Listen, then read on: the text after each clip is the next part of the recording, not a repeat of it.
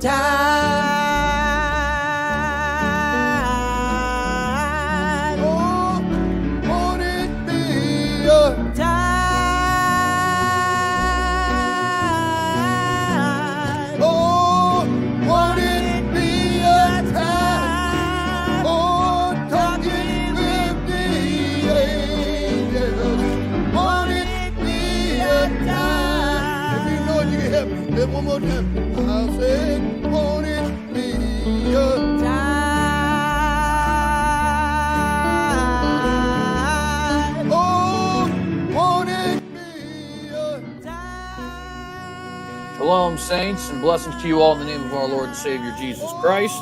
Welcome to this episode of Un-Apologetics, the show where we are unapologetic about apologetics, and I am your host, TJ Cox. I want to go ahead and say, of course, shalom's all around. If you're in the live chat, if you're watching this after we were live, however you are consuming this, thank you for being here, and God bless you. If you like this channel, or you like this content, or you like this show, or whatever it is you like about this particular episode, please remember to like, share, subscribe, and hit that bell to get notified every time that we go live. Remember, you can leave any questions, comments, criticisms, concerns, critiques, anything of that nature in the comment section down below.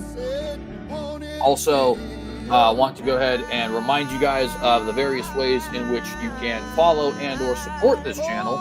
Follow various social media platforms. I am on Gab, Parler, Facebook, Twitter /X/Twix, whatever you want to call it, I don't care. Facebook, MeWe, Telegram. I'm pretty sure I have Truth social account still active, though, to be honest. I have a buddy of mine who's been posting to it, so yeah, somebody else is maintaining that for me. At any rate, go ahead and follow us at the Tag the Synagogue on any of those different platforms if you fancy, and consider sharing this video to those platforms if you're on them. Also, you can support us in a couple of different ways. Super chat, super sticker, super thanks. If you're here live, all super chats will be answered. If you have questions, please do ask in the form of a super chat. We will almost certainly not be able to get to any non-super chat questions today.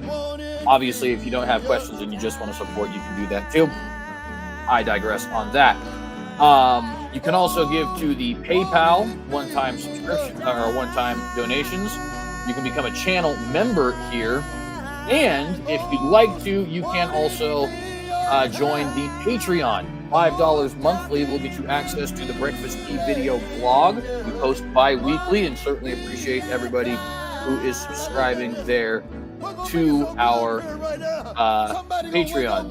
Let's go ahead and get this background music off real quick so you guys can see everything going on. Man, I love this song though. Anyways.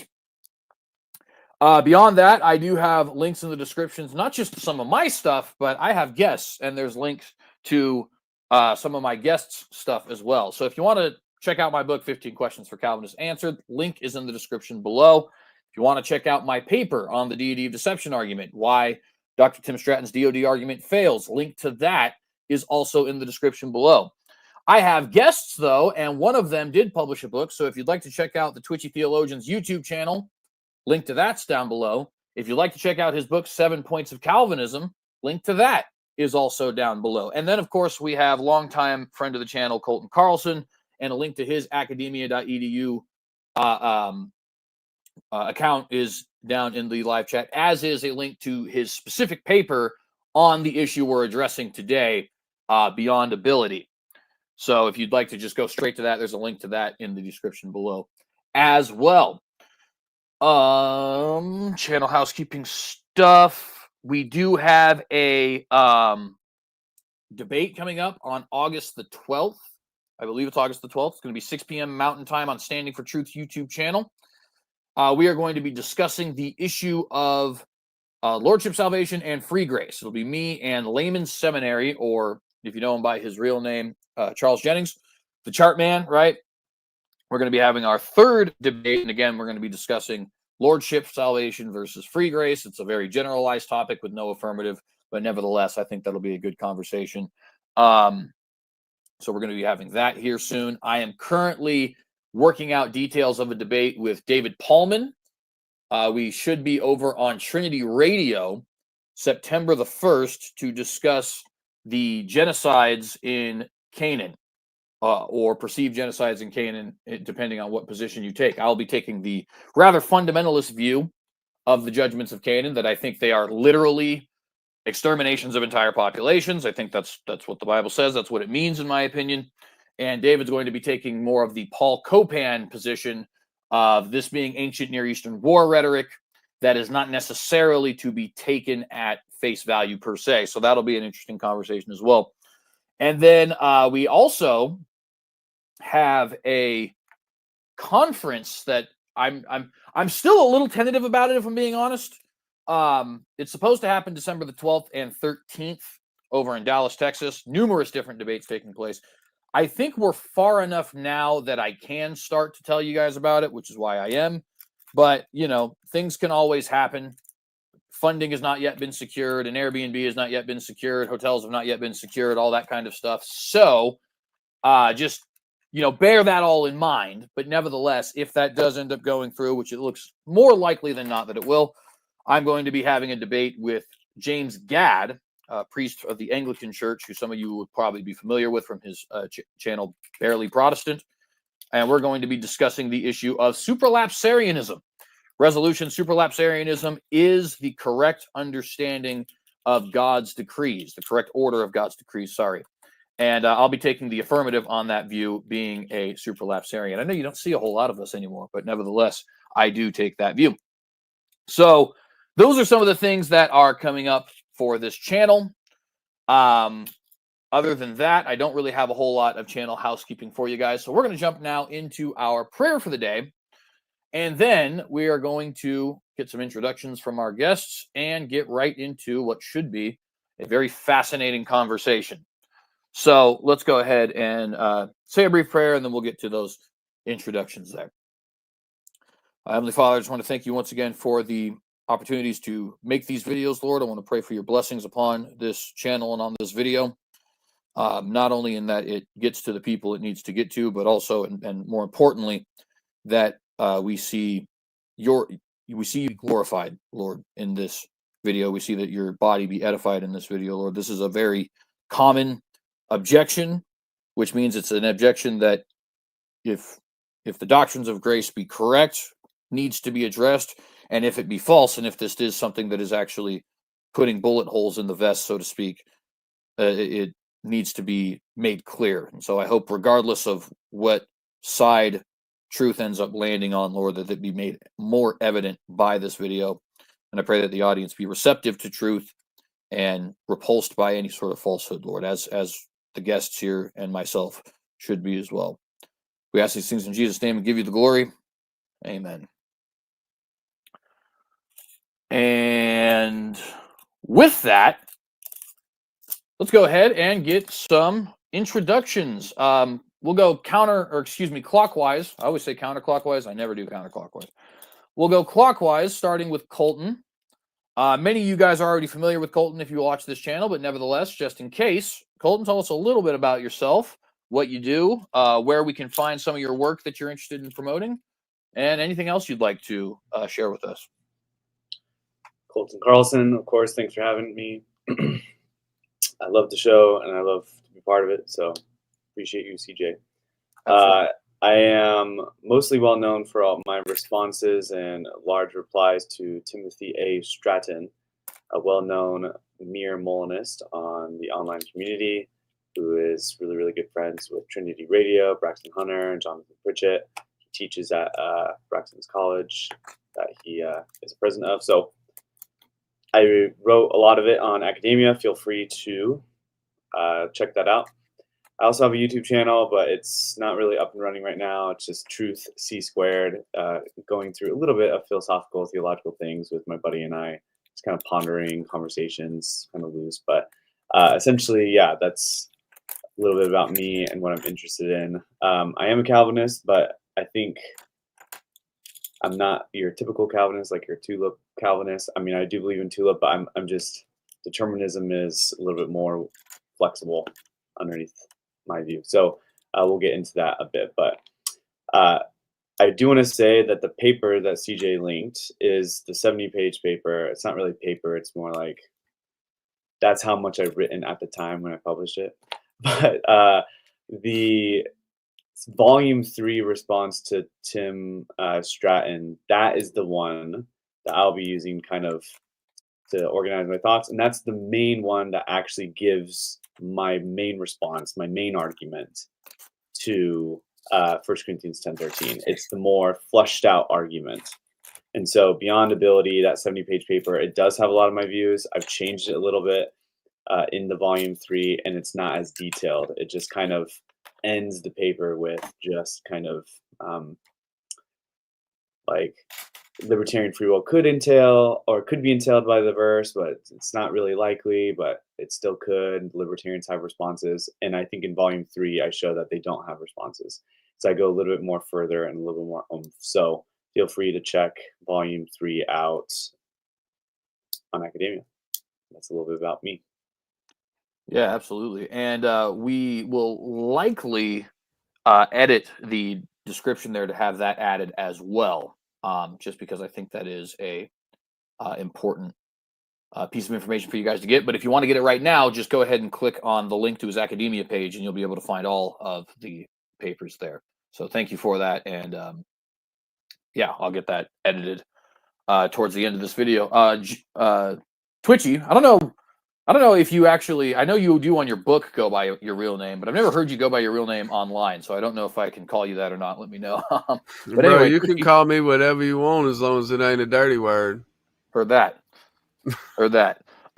So this is Twitchy Theologian. A lot of you guys are actually probably familiar with Twitchy, but not on this channel. This is the first time he's ever been on this channel. So, Wait. Technically, it's the second I joined you on a live one time. It's the first time I'm an official guest, though. Okay. But So I hopped in when, yeah. All right. I honestly had forgotten about that, actually, so I appreciate you reminding me. I'm not sure I remember off the top of my head, but it'll probably come to me randomly. It was the church history one. You were talking about Calvinism and church history a little bit. Yes. Talking about the Didache and all that stuff. Dude, okay. that slapped. Yeah. It did. All right. Cool. Anyways, go ahead and tell us a little bit about yourself, what you do here on YouTube, where people can find some of your other work. If you want to talk about your book a little bit, you can. And yeah, just a little bit about yourself and why you're here, that kind of stuff. So I'm Jerry Duckworth, a.k.a. the Twitchy Theologian, a.k.a. Family Dollar James White, a.k.a. the Paladin Calvinist, and now officially a.k.a. Twitcherus Maximus, which that name slaps. I love it. Thank you, Michael Keaton, a.k.a. Batman. I'm honored to be on this channel. I got Tourette's, so you're going to see me twitch a lot. I apologize. It is what it is, but I don't have the South Park Tourette's where I be cussing a lot. So praise God for that. I got a YouTube channel called the Twitchy Theologian. Had Dr. White on once, had Keith Foskey on once. Those were awesome times. And I've had unmoderated debates with Leighton Flowers, debated JP Uncut on Marlon Wilson's channel. That was my first time on YouTube, period, really. Other than like a couple raps when I was like a young kid. You don't want to see those. Those was number one, they weren't very technical or very lyrical, but number two, they were just very inappropriate. But anyways, I was on Marlon's channel and debated JP. Caldwell Apologetics reviewed that. So I really appreciated that. That kind of helped boost me. Yeah, so you can find me on Facebook. Just recently published a book called The 7 Points of Calvinism. It's doing pretty well right now. I'm about to talk about that on Iron Sharpens Iron Radio, Caldwell Apologetics channel, and a couple other channels. I do prison ministry with Christ Song Ministries. I'm a pastoral intern at Faith Presbyterian. I'm trying to get my master's degree at Southeastern Baptist Theological Seminary. So I got a lot going on. I got 3 kids, so I'm juggling a lot. So be praying for me. And, that's really Oh, well, I got 2 more books too. From Darkness to Light. It's just a gospel booklet. Anyone would like it. And Whatever It Takes, a biblical approach to recovery. See, I'm a certified peer support specialist and I love helping dope heads. So check out that book and help a dope head near you. Absolutely. And thank you very much for that information. And yeah, again, guys, link to his channel as well as at least one of those books, the most recent one, 7 Points of Calvinism, are also both in the description down below if anybody here is interested. We are going to be doing a review today of a video from the provisionist perspective. Only Drew is actually involved in this video. I'm not sure. I can't even really remember the other guy's name because I just have very little interactions with him. But he is not there. Eric, thank you. Yeah, me and Eric have not had nearly as many interactions as me and Drew. Partially because we can't get along worth a lick, to be honest with you. But at any rate, that's funny. I get along with both of you. Well, no, Drew, I've never had issues with. Me and Eric are the ones that don't get along, and so we kind of just choose not to talk to each other, which is actually, I think, respectable and adult. So credit to him there. Yeah. Credit to me if you like. I don't care. But anyway, so we're going to be doing a review of a video he did about 3 or 4 months ago on 1 Corinthians 10:13. 1 Corinthians 10:13 is very commonly, parroted and put forward by provisionists specifically, but non-Calvinists generally, to try and demonstrate that there is actually a metaphysical necessity that we accept libertarian free will in the scripture, right? In other words, if scripture is true, libertarian free will must also be true, given verses like 1 Corinthians 10:13. We've already seen some people share that opinion in the live chat. Obviously, Provisionist Perspective shared it, which we're going to be going over. Tim Stratton, Leighton Flowers have both said the same thing. And so we're going to be reading a little bit of the context, there in that chapter, and also reviewing this video, giving some of our reasons as to why we don't think that is actually the case. I am going to start by actually reading a little bit of context here before we get to the video, because I just think that's important. So we'll read 1 Corinthians, probably starting at 10, I think is fair. 1 Corinthians 10, the chapter, but starting at verse 10 is what I meant. And let's go ahead and pull that up right now so we can get into this, unless you guys had any further points you'd like to make before we jump in. Elmo may be the tickle monster. So let's go ahead and Elmo may be the tickle monster. Well, you ever see Elmo and the tickle monster in the same room? I don't know, because I haven't watched that show in a very, very, very, very, very long time. But at any rate, let's go ahead and read this real quick, and then we'll pull up the video. Neither murmur ye, as some of them also murmured, and were destroyed of the destroyer.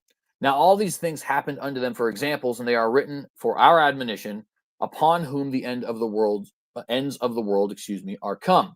Wherefore let him that thinketh he standeth take heed lest he fall. There hath no temptation taken you, but such as is common to man. But God is faithful, who will not suffer you to be tempted above that ye are able. But will with the temptation also make a way to escape, that ye may be able to bear it. Wherefore, my dearly beloved, flee idolatry. And that's 1 Corinthians 10, verses 10 through 14. That's the passage in question.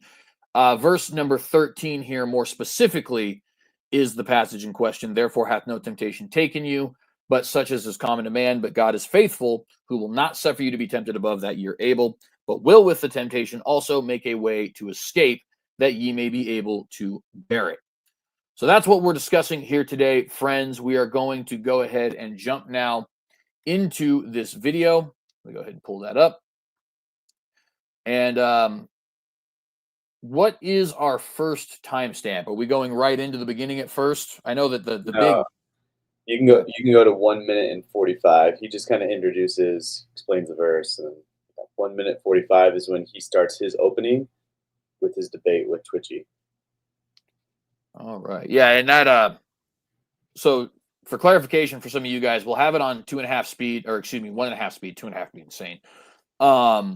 We'll have it on 1.5 speed, and we're going to be kind of bouncing around a little bit because there's just a large portion of the video where he's responding to some people he had conversations with on Twitter. It's just not entirely relevant to us because it's very context dependent, right? As far as addressing the people he was addressing there. So let's go ahead and pull this video up.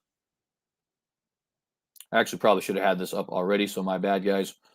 But I didn't. So, we're a professional operation here, sort of, not really. All right.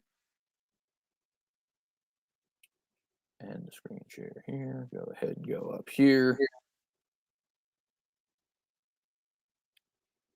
It's funny. I did see this is probably this will be the only time I'm interacting with the live chat, guys, because we're about to pull up the video. But I just wanted to say there's a conversation about multi-syllable words in the live chat and how that's a problem.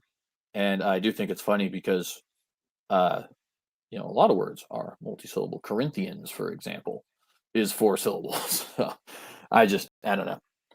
Anyways, I think that's funny. You said 1:40, yeah? What kind of free? Minute 45 or 40, 45. just around there when his opening. All right. Here we go, guys. Hope you enjoy. About the believer's sin. So, as Jerry has predicted, no temptation has overcome you that is not common to man. God is faithful. He will not let you be tempted beyond your ability, but with the temptation, he will also provide the way of escape that you may be able to endure it. So suppose a friend or someone you're discipling gives into sin and temptation. Are you going to explain to them that given their history and circumstances at the time of giving in, they were unable to resist and overcome the temptation? I certainly hope not. But on determinism, this is what's true for your friend or someone you're discipling, or even yourself with sins that continue to beset. So I contend that Scripture paints a different picture. And I want you to notice 2 things about this passage. God is faithful. Why? In short, our ability to bear temptation is based upon God's faithful provision, and as a result, we are able to bear the temptation. My other opponent in the previous debate didn't seem to understand this point, and Colton Carlson writes at length about this passage in his paper, Beyond Ability. So here we have an example of that where he says its context is primarily a pastoral epistle written to encourage struggling believers. He goes on to say that I wonder why an excursus down the metaphysics of abilities is relevant in the first place, if this is the case.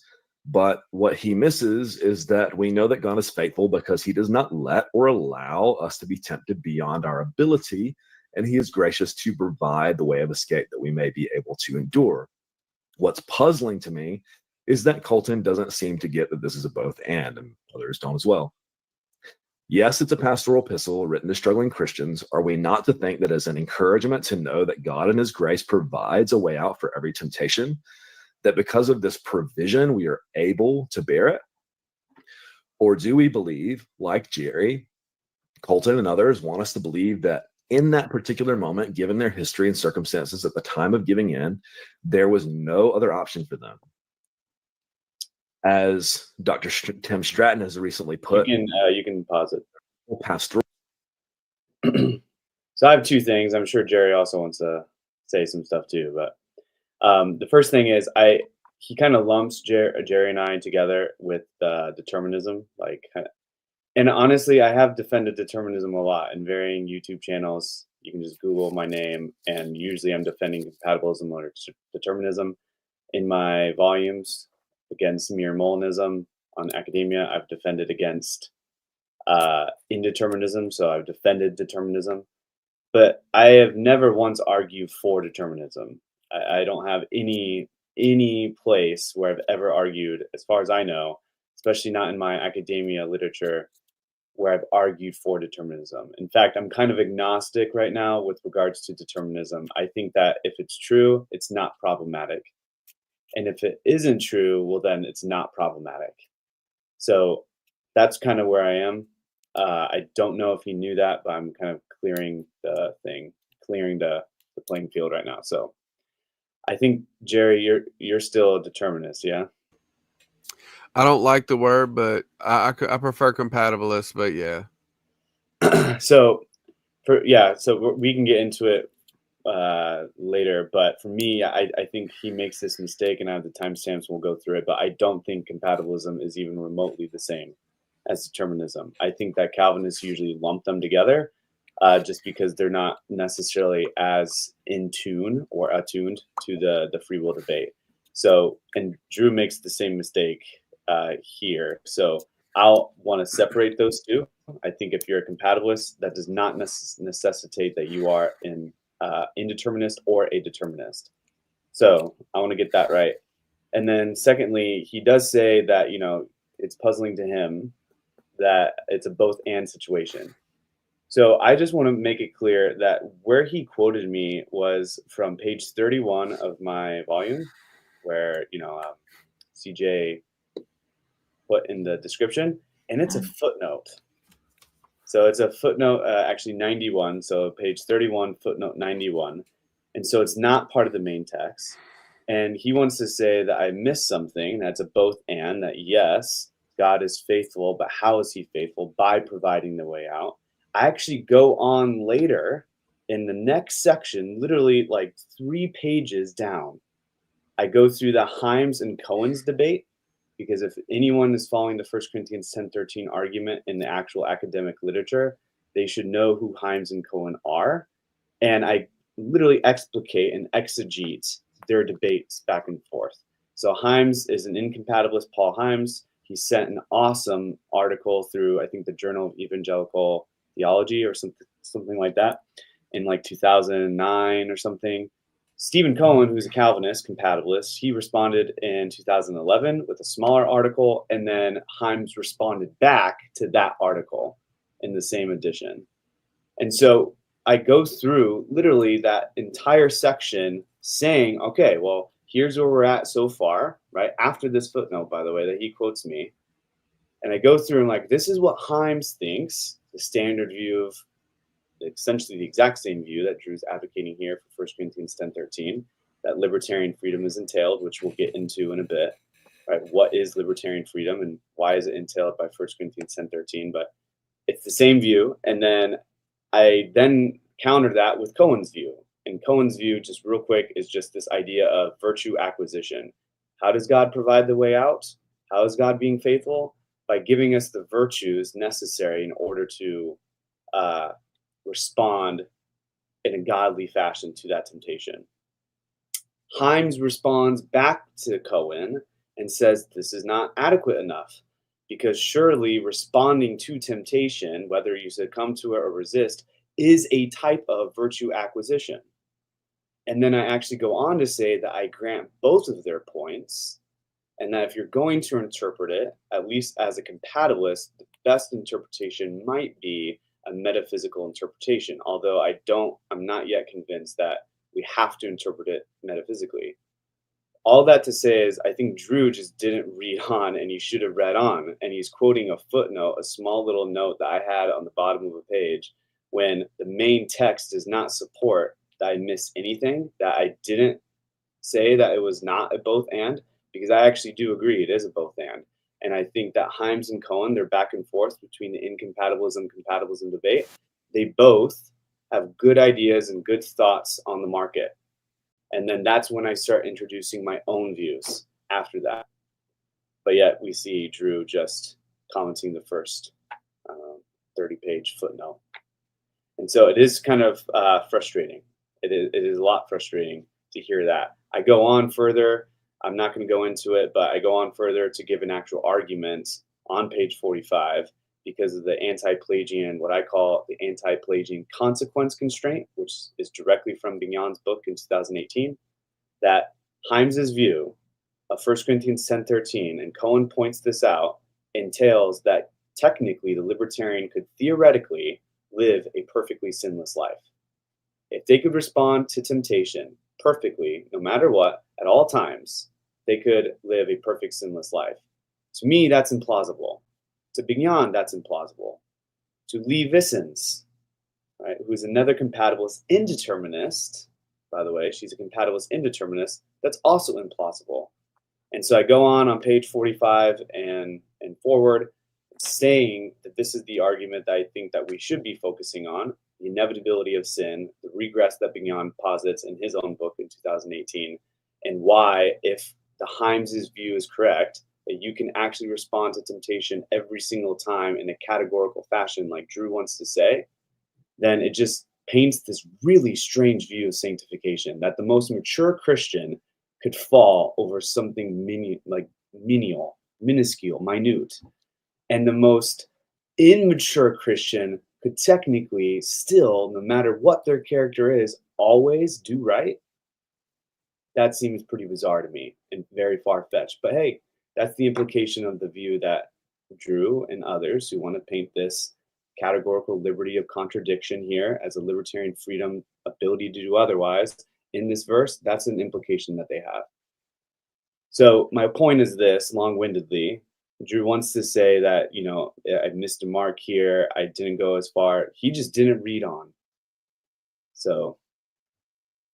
Yeah, and I'd like to build off of something you said there very quickly, because this is one of the things I had put here in the note. You talked about compatibilism not being a one-to-one with determinism. And I understand why people get that confused, because pretty well overwhelmingly, compatibilists are determinists, in the sense that they are not only affirming. Compatibilists are determinists usually, yeah. Yeah, exactly. Theological compatibilists. That's true, because this would not be the same in a different field, right? But, and this is one of the things, when I made this series, Compatibilism is Biblical. It's like 6 different episodes of the podcast, if anybody's interested. We would consistently read the definition as given by Stanford Encyclopedia of Philosophy of compatibilism in order to try and, elucidate this issue. Compatibilism is the thesis that determinism and free will are compatible with each other. However, that does not necessarily mean you affirm one or the other or both. It only means that you don't find a contradiction therein, right? Now, again, in terms of the theological discussion, the vast majority, myself included, of compatibilists are going to be determinists. But that does not mean that compatibilism equates to determinism, right? Soft determinism is inherently compatibilistic, but again, I don't want to repeat myself. They're not a one-to-one. Why do I bring that up? Well, because this entire video, in my opinion, and this entire topic, in my opinion, is grounded in a lack of clarity regarding definitions. At the start of this video, in fact, I may even go back a bit and play it after Jerry says a little bit of what he wants to say, and then we'll go back to where we're at. Drew makes the claim that 1 Corinthians 10:13 implies alternative possibilities, therefore it implies libertarian free will. This is just like the issue with compatibilism. This is an issue with people not understanding what these terms mean and therefore using them in ways. PAP and LFW are not, they're, what's the word here? One-to-one, excuse me, right? You can be a libertarian and actually reject the principle of alternative possibilities, and you can be a theological determinist, compatibilist in this regard, a soft determinist, and affirm the principle of alternative possibilities. I don't know if Drew has ever heard us voice this, but it seems like on virtually every video we've done, whether it's responding to Leighton or responding to Stratton, this has come up because it's such a consistent issue, right? And I can give examples of those on either side, by the way. I think the most famous modern example would be William Lane Craig, who rejects the idea of principle of alternative possibilities, but nevertheless is a libertarian. As far as the inverse of that, really, first of all, I could just say pretty much all determinists before the 1950s accepted the principle of alternative possibilities, because pretty much all philosophers before the 1950s accepted the principle of alternative possibilities. Not literally every single one, but it was almost a given that people accepted that. But if you want me to give some kind of a specific name, Arthur Schopenhauer accepted the idea of that there could be alternate possibilities in one sense, and that in another sense, everything is determined, and so therefore there is not alternative possibilities, right? So this is, now we have 3 different misdefined terms as it pertains here, compatibilism, libertarianism, and principle of alternative possibilities, that's just got us in a knot that has to be untied before you can even properly address the issue. Libertarianism means very simply indeterminate free will. That's it. It doesn't tell you anything about how free will operates, whether it's sourcehood or the principle of alternative possibilities or some other thing that's not often discussed. Agent causation, for example, doesn't actually tell you anything about that. It tells you simply free will exists and it is indeterminate. That is it. That is the full extent of what it means to be a libertarian. And on the flip side, I would add, just because of that therefore entails incompatibilism.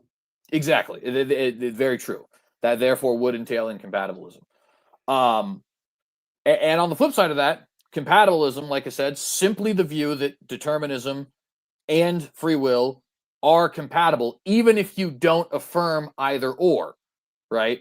Principle of alternative possibilities, simply the idea that in some sense, alternative possibilities can occur. Soft determinism is a compatibilistic determinism. In other words, you affirm compatibilism and also determinism. So I hope that clarifies a little bit. I'm going to probably go on that rant again before the end of this video because it's just so consistently coming up as an issue. But already at the start of this video, we have either implicitly or explicitly Drew confusing three different terms in the philosophical realm that just caused this to be very convoluted, in my opinion. Jerry, go ahead. Yeah, so first I want to address a few comments. Justification. Huh. That's weird. I am a Baptist. I am a Methodist. I am a Presbyterian. Stop being a silly goose. Everyone says, I believe the Bible. We say we are Calvinists so that we can sum up what we mean when we say, I believe the Bible, and it don't take 10 hours to go through every single passage that people finds difficult. So stop being disrespectful and dishonorable. And if you're going to argue in the chat, argue on, with charity, please. But with that said, I've full screened this so that I can no longer see the chat because it's bugging me. It shouldn't, but it does. So I also want to say, when I'm saying I didn't like the debate thesis, is determinism biblical? Because like you guys are stating, I am a compatibilist. I believe that God is sovereign and man is free. God has ordained whatsoever comes to pass, and man is a free volitional creature. God has rendered all propositions in history certain in such a way that the creature acts of his own volition. To put it another way, God determines, man self-determines. A lot of Calvinists hate that I use the term self-determines. It's in Robert Raymond's Systematic Theology. I think Michael Horton in his For Calvinism book used that. So get mad at them.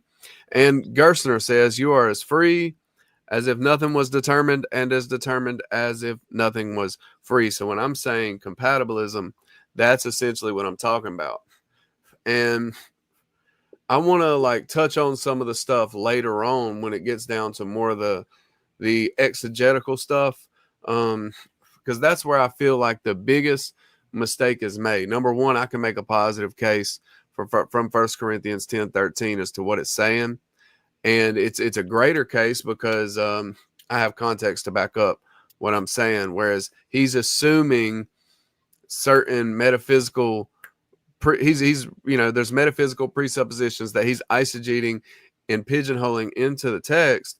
And I tried to just say in the debate, I don't have a whole lot of time to address it, but he's assuming categorical ability when nowhere in the context are we talking about any sort of metaphysical thing. So why are you reading in categorical ability? I don't, right. But that, we can move on from there. I just wanted to lay those foundations. One thing very quickly. So we did get a super chat. So I do want to address that, out of respect to Eastgate Adoptionist. So he asked the question, why can't we all have free will until the day God seals you with election, and then you start doing his will instead of your own? And I'll let you guys answer for yourselves if you'd like to. But for me, I, being a soft determinist, I don't think that I don't. How am I trying to say this? Don't do a double negative. I do affirm that we have free will, and I also affirm that determinism is true. So I know a lot of people like to say, well, determinism is true, therefore there must not be any free will, and we just get hung up on that. But as a soft determinist, that is my affirmation, right? And you just heard Jerry say the same thing. So the reason I want to point that out is because this question, with respect, is already giving a false assumption regarding what Reformed theology teaches. I am certain there is some hard determinist Calvinists out there.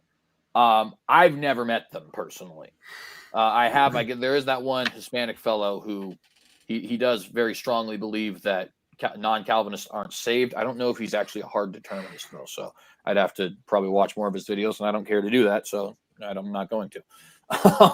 But at any rate, so I would point that out. The second thing I would point out here is I do find this view to be somewhat bizarre when the alternative view that I think Reformed theology has proposed classically is that man's will is bound to sin and it is regenerated at the point of salvation in such a way that we start to love God, love his word, love his law, love righteousness, love repentance, things like that.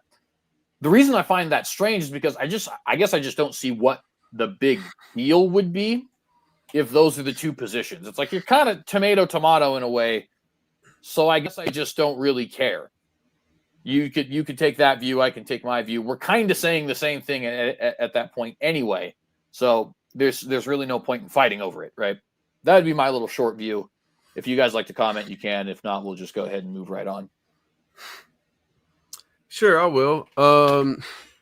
First, I would say I would agree that we all have free will, though I would, and I missed the last part of that because I'm writing notes, but I think you would agree we're morally limited by our totally depraved heart. But when we are born again, we are freer in the sense that now we can actually choose the good. Secondly, I think the problem with the question is it says until the day God seals you with election, but that's not really how it works. If you look in Ephesians 1:4, election starts there and it's before the foundation of the earth, whereas the sealing takes place in time, and that's found in Ephesians 1:13. So you're elected, then you're sealed. You're not sealed with election. I think that sounds sort of what provisionists would say. So I don't know if you lean that way, but we do start doing God's will instead of our own sinful will upon being born again, justified, and sealed with the spirit of adoption. Because we see that in Ephesians 2:10, that he has prepared good works for us to walk in. We start doing his prescriptive will at that time. So, I mean, that's just a few things I would touch on. I have nothing to add. All right, let's go ahead and jump back into the video then. And we did move it back up to 1.5 speed because I did not have it there just now. Encouragement only works if it's grounded in metaphysical truth. You don't comfort someone by offering false hope. If you can't resist sin, then it's not helpful to be told that you can. Hi, my name's Dr. Frank Schallenberger. Hi, Dr. Frank Schallenberger. I'm 77 years Not old, really interested and in although I may look my age, So feel free to put determinism in your discipleship curriculum. It says, given your past and circumstances, you couldn't have done otherwise. But Paul says, God provides a way. You can endure. And I'll take the apostle. It's a little bit cringe listening to right there. Positive. Number one, yes, it was cringe listening to you, Drew. Because I know I've listened to this. I know he's about to say that. I'm just playing. But I don't like the way he phrases it. He phrases it as if all theological determinists, compatibilists, whatever, believe that because of your past circumstances and the current position you're in, that is what causes you to not have the categorical ability to do other than what you would do. The problem I have with that is the Bible doesn't tell us how it works. The Bible says that God is sovereign and man is free. Acts 4. the very thing that they did when they crucified Jesus and put the nails into his hands was predestined. Yet they were free moral agents and responsible for their decisions. The Bible doesn't tell us how that was predestined, whether it was because God lined up the dominoes and pushed one over, or it's because they were in this certain circumstance. The Bible doesn't say. It just tells us that God rendered the death of Jesus certain, and that the people who did it were still free, more responsible agents. So I just kind of felt like that was something that needed to be addressed, because it makes it look like we all believe one particular form of determinism / compatibilism, whatever. Yeah, I would also like to add that even with the Tim Stratton quote, it says can't. But this is 50 years old in the free will literature. What does can't, what does able to mean? So I agree with Twitchy that the verse doesn't tell us anything metaphysically about the kind of free will we have. Even if I were to grant, and I say this in my volume, even if I were to grant that the verse must be interpreted metaphysically in terms of some sort of ability, that verse alone doesn't tell you that it must be a categorical, necessarily indeterministic kind of ability here that therefore entails incompatibilism. It doesn't tell you anything like that. And so what Drew's here doing, and same with Tim Stratton, and I actually respond at length because it was technically over Tim Stratton, because Tim Stratton loves this argument too. It's published as the first argument, theological argument for libertarian free will in his 2020 book.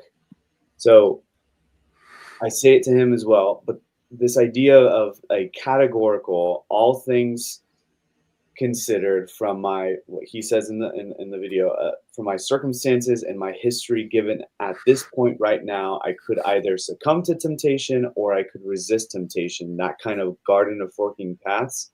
Where in the verse does it say this? Where? Does it say it in the Greek? I don't think so. Does it say in the context? Surely not, right? It says nowhere that this kind of ability must necessarily be indeterministic. And so when we're using the words can't, when we're using the words power and ability, right, these are the kinds of things that we need to harp on, and these are the kinds of things that the debate is on. Not just a blanket, well, he says beyond ability, so therefore incompatibilism, right? What? Makes no sense. If you're going to argue that the verse entails incompatibilism, then argue that the verse entails a kind of free will that necessarily is indeterministic. Now, before we move on, I know this verse. I've written 300 pages almost in this verse, right? You might want to respond by saying, well, there's no deterministic good reading on the verse. And he does this actually later. So we're going to respond to it later. And if there's no indeterministic or deterministic good reading on the verse, that just entails that there has to be libertarian freedom if we assume Christians are free and morally responsible. As if the two are mutually exclusive, by the way. They're not. And also, you need three things for libertarian free will. You need indeterminism, a kind of free will that is indeterministic, and that therefore entails incompatibilism. Even if we were to grant indeterminism here, even if I were to look at the verse and say that the whole entire verse entails indeterminism, how the junk does that get me to libertarian freedom? In the same way it can't if PAP doesn't entail libertarian freedom. If PAP doesn't entail libertarian freedom, the principle of alternative possibilities, surely indeterminism can't entail libertarian freedom. I say this on page 8 through 10 in my volume. Apparently, if Drew picked out a quote from page 31, I assume he's read page 8 and 10, right? But just in case, real quick, the problem why indeterminism can't entail libertarian freedom is mainly due to the problem of luck. It just provides insufficient control to the agents. So I have two libertarians here, or actually one libertarian and one that's kind of agnostic towards libertarian. One that's Robert Kane, a flaming libertarian, probably the world's most renowned libertarian on the market. He actually recently passed away, I think 2 years ago or a year ago. And then Randolph Clark, who's a professor of the University of South Florida, and he's kind of agnostic. They both have written many articles and books on libertarian freedom. Here's what Randolph Clark has to say. A conceptually adequate libertarian view, he says this in his 2003 book in the introduction called Libertarian Accounts of Free Will, libertarian freedom must present us with a characteristic of something such that if we have it, we are free, and the satisfaction of all the requirements of the account must suffice for the existence of free will. Its requirement of indeterminism must not be superfluous. The required indeterminism must be of a certain sort, located such that, were it to exist, it would make a difference. A difference in whether free will does or does not exist. Where is that in the verse? I don't know, right? Here's a more poignant example from Kane in his article, Frankfurt-Style Examples in Self-Forming Actions, in a book, 2013, Free Will and Moral Responsibility, page 66. He says there is an important lesson to be drawn here about the requirements for libertarian freedom and moral responsibility. The lesson is that indeterminism and alternative possibilities are not sufficient for libertarian free will and moral responsibility, even if they should be necessary. So even if we have indeterminism into the verse, where, Drew, or anyone else defending this argument, by the way, does that necessitate this idea of libertarian free will? Remember, indeterminism does not by itself entail libertarian free will. You need indeterminism and free will, just like what CJ said, and that free will must necessarily be indeterministic. That's what you need, and the verse doesn't show that. Yeah, and one thing I would suggest people look up just for fun is pessimistic indeterminism. If you'd like to see a very plain example of, it's a very minority opinion, but a very plain example of people who are both indeterminists and actually deny free will entirely. And of course they deny determinism entirely too, right? But just to kind of to back up this idea of what Colton's talking about, and I want to add here something that I'll talk about a little bit more later, so I'll be short. But we talk about this idea of the Stratton quote where he says the pastoral what's the word I'm looking for here, man? Encouragement, I think, is useless if it's not grounded in some kind of a metaphysical reality, right? That's essentially the idea that Dr. Stratton is getting at. And I think that can certainly be granted as true. I'd have to, think about some of the implications of that quote. I had only heard that quote upon watching this video. But nevertheless, that sounds to me like it's probably accurate on first glance. My problem with it is that, as we often, again, repeat in these videos ad infinitum, there is no reason we can't accept that something is possible in one sense and not possible in another. And I always use this example with my non-open theist, non-Calvinist friends. Since you believe that God has complete and total and infallible knowledge of what you will do in 5 seconds, is what you will do in 5 seconds certain? Now, notice I didn't say determined. If anybody wants to say, well, knowledge isn't causal, not what I'm saying. I have not yet claimed that God determined what you're going to do in 5 seconds. The question I asked is it certain? Because if it's certain, what you have to conclude is there is some sense in which there is a 0% chance that you do anything different, right? There is a 0% chance that you actually do X when you were going to do Y, because because Y is, on this view, absolutely, positively, 100% certain. Again, haven't made any claims about why it's certain or if it's determined or if God determined it or anything like that. So just check those objections at the door. If you affirm that, then what you're telling me is it is certain you will do Y in one sense, and also true that there is at least maybe we'll call it a 50-50 shot that you would instead do X in another sense, right? This is often referred to as, it's different kinds of ability, right? We'll actually get into the subject of categorical ability here in a moment. But that's another point that I think is constantly brought up in these conversations, that it seems like is almost in one ear and out the other, no matter how many times compatibilists and other forms of Calvinists decide to repeat this issue. Something can be true in one sense and also not true in another sense. Jesus's bones were normal bones that could have broke if he went skateboarding on the streets of Jerusalem, in one sense. And there is another sense, since it was prophesied that that's never going to happen, that he wouldn't break any bones, that it is indeed not possible, had he gone skateboarding on the streets of Jerusalem, that his bones would have broken, right? It's both true at the same time. One sense, it is true that he could break his bones. In another sense, it's not, right? So, and we can do that all day. But I just wanted to bring that up. We're going to end up talking about it here again. Yeah. And that brings up what I was wanting to touch on a little bit. If you are not an open theist, Drew's entire argument can be flipped on you. Because let me explain.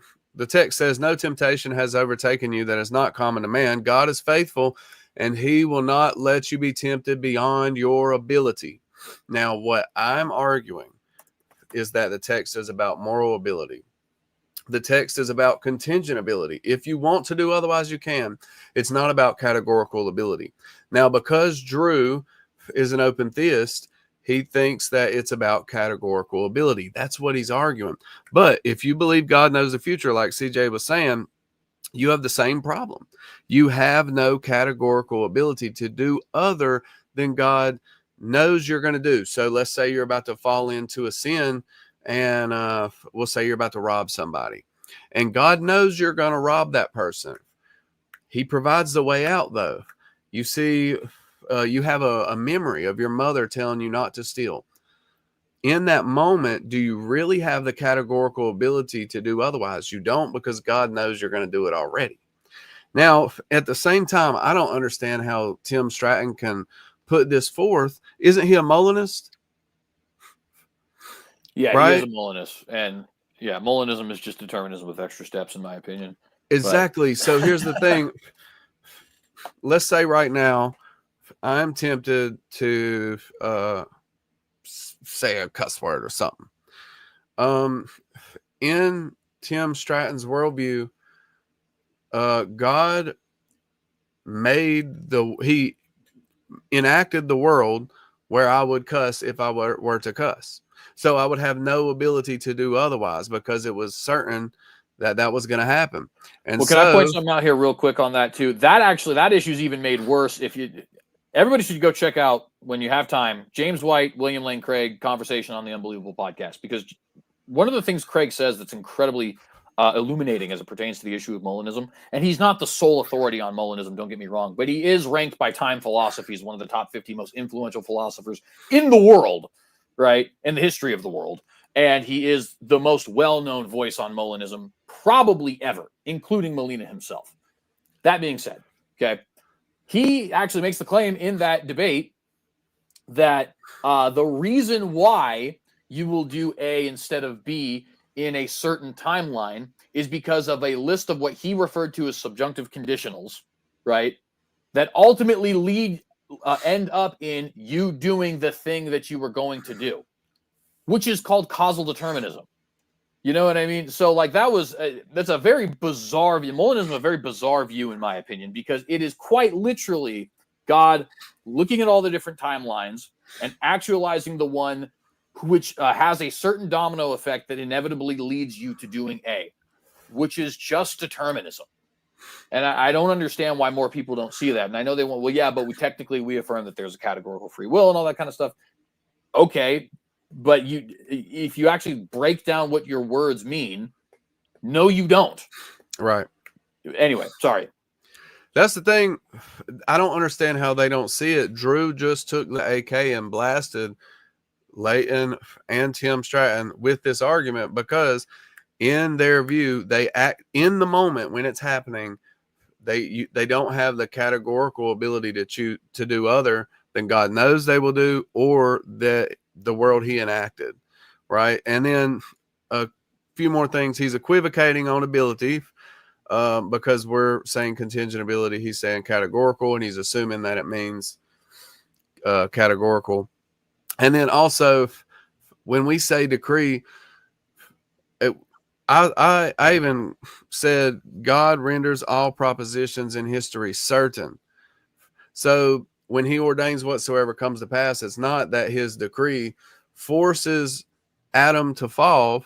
It just renders Adam's fall certain, guaranteed 100%. So I think those are important things for us to understand when we're approaching this issue, because I feel like that gets overlooked and people make God out to be the big meanie. I wanted to say that I disagree with CJ and Twitchy's interpretation of Molinism. I don't want to be lumped in with them.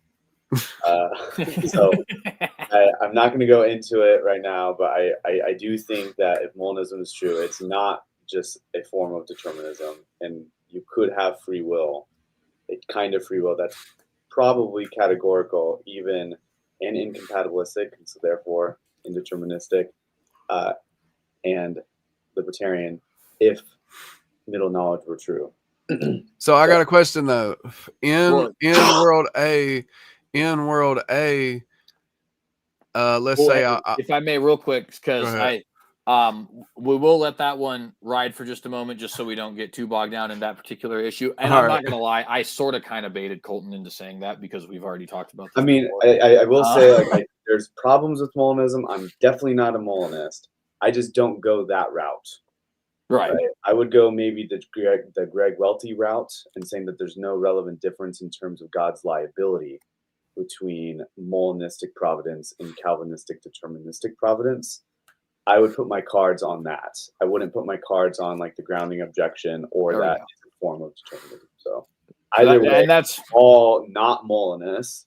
I just don't agree with the reasons why they possibly aren't Molinists. So. Yeah, and I was kind of hoping you would, because you ended up bringing that up, I believe, in our last talk here as well. Somehow or other, you've said that to me before, so I was kind of trying to hope to pry that out a little bit. It's good that we did. Let's jump back now into this video. You can go, if you want to kind of speed it up, you can go to 7:30. Absolutely. Hey, and so just so you guys know, I'm in the room where my wife. You have controlling sleeps. urges for the P word. There's actually new brain scans that. I will need. I would like to just. I'm gonna have to hop off soon, so like I would just like to lay my. Whenever we get there, I would like to lay my exegetical argument out, and then I'm gonna have to bonk out so she can sleep. Absolutely. Sorry, guys. No, that's totally all right. Let's go. Reveal 3 helpful discoveries that will help you quit. As the conditional ability to do otherwise. So when I said that we all believe that we have free will, and that after giving into temptation, we think and believe I could have done differently. So my view would be that I could have done differently, and I said this in the opener, given my past history and current circumstances, full stop. I could have actually contradicted my decision in that particular moment to give in. The conditional ability or hypothetical ability says you could have done differently if you had wanted to do differently. Now, sometimes this is understood on atheistic determinism, compatibilism. Sometimes it is theological determinism or compatibilism, where God is the one that has decreed everything. And it seems to me that if God is the one that has decreed everything, and he has decreed that your desires be the way that they are, then this doesn't seem to be much of a meaningful way out, especially if he determined you to give in to that sin, okay? And maybe I'll get into, I want to tell you guys about an argument or like a thought that I've developed as I was prepping for this debate and thinking about it. And I think it was maybe Alan Rhoda that kind of helped me come up with this argument or thought piece, but we'll get into that later on. I want to go to X and show you an interaction that I had. So this is my original post. So the only thing I have to say is I personally don't posit a conditional ability. I think that simple conditional analyses are false. In other words, I don't think that they're sufficient for free will. And I think that was largely the problem in the early 20th century, where a lot of philosophers were compatibilists, and only a few, like maybe Chisholm, Roderick Chisholm, was probably one of the leading ones to go against, and Genet, I guess, Carl Genet, in the 60s, right before Frankfurt cases, to argue against the conditional analysis. And for being sufficient for free will. And I actually agree with their analysis. I don't think the conditional analysis, as Drew explained it, are true. And that's not at all what I would argue. And I did not argue those at all in my volume. I don't even think I really explained what a conditional analysis was in my volume 3, right? Twitchy might be different. He might have a different interpretation, but I would take a dispositional analysis, which is rather newer because it's more nuanced and it allows for the ability to be exercised in varying possible worlds, and it doesn't succumb to a bunch of counterexamples like manipulation cases. Now, the dispositional ability is still, I think, insufficient for free will, but it still gets you a little bit more oomph in what this kind of ability would be, right? So just real quick, and then Twitchy, if he wants to say anything, he can. But a dispositional ability largely is from Kadri V. Velen in her book, 2013 book, Causes, Laws, and Free Will, Why Determinism Doesn't Matter. And she posits two kinds of ability. One ability that's called, what she calls a narrow ability. It's this ability that you have what it takes to do something, the physical and psychological capacity to bring something about. Like I have what it takes to play guitar, even if there is no guitar in my room or in my general vicinity. I have what it takes to teach mathematics, even though I don't have anyone to teach, or even though I don't have pencil or paper around me because I'm a math teacher. I have what it takes to type. And so when I'm on desert island or stranded or something, does that mean I don't know or can't type?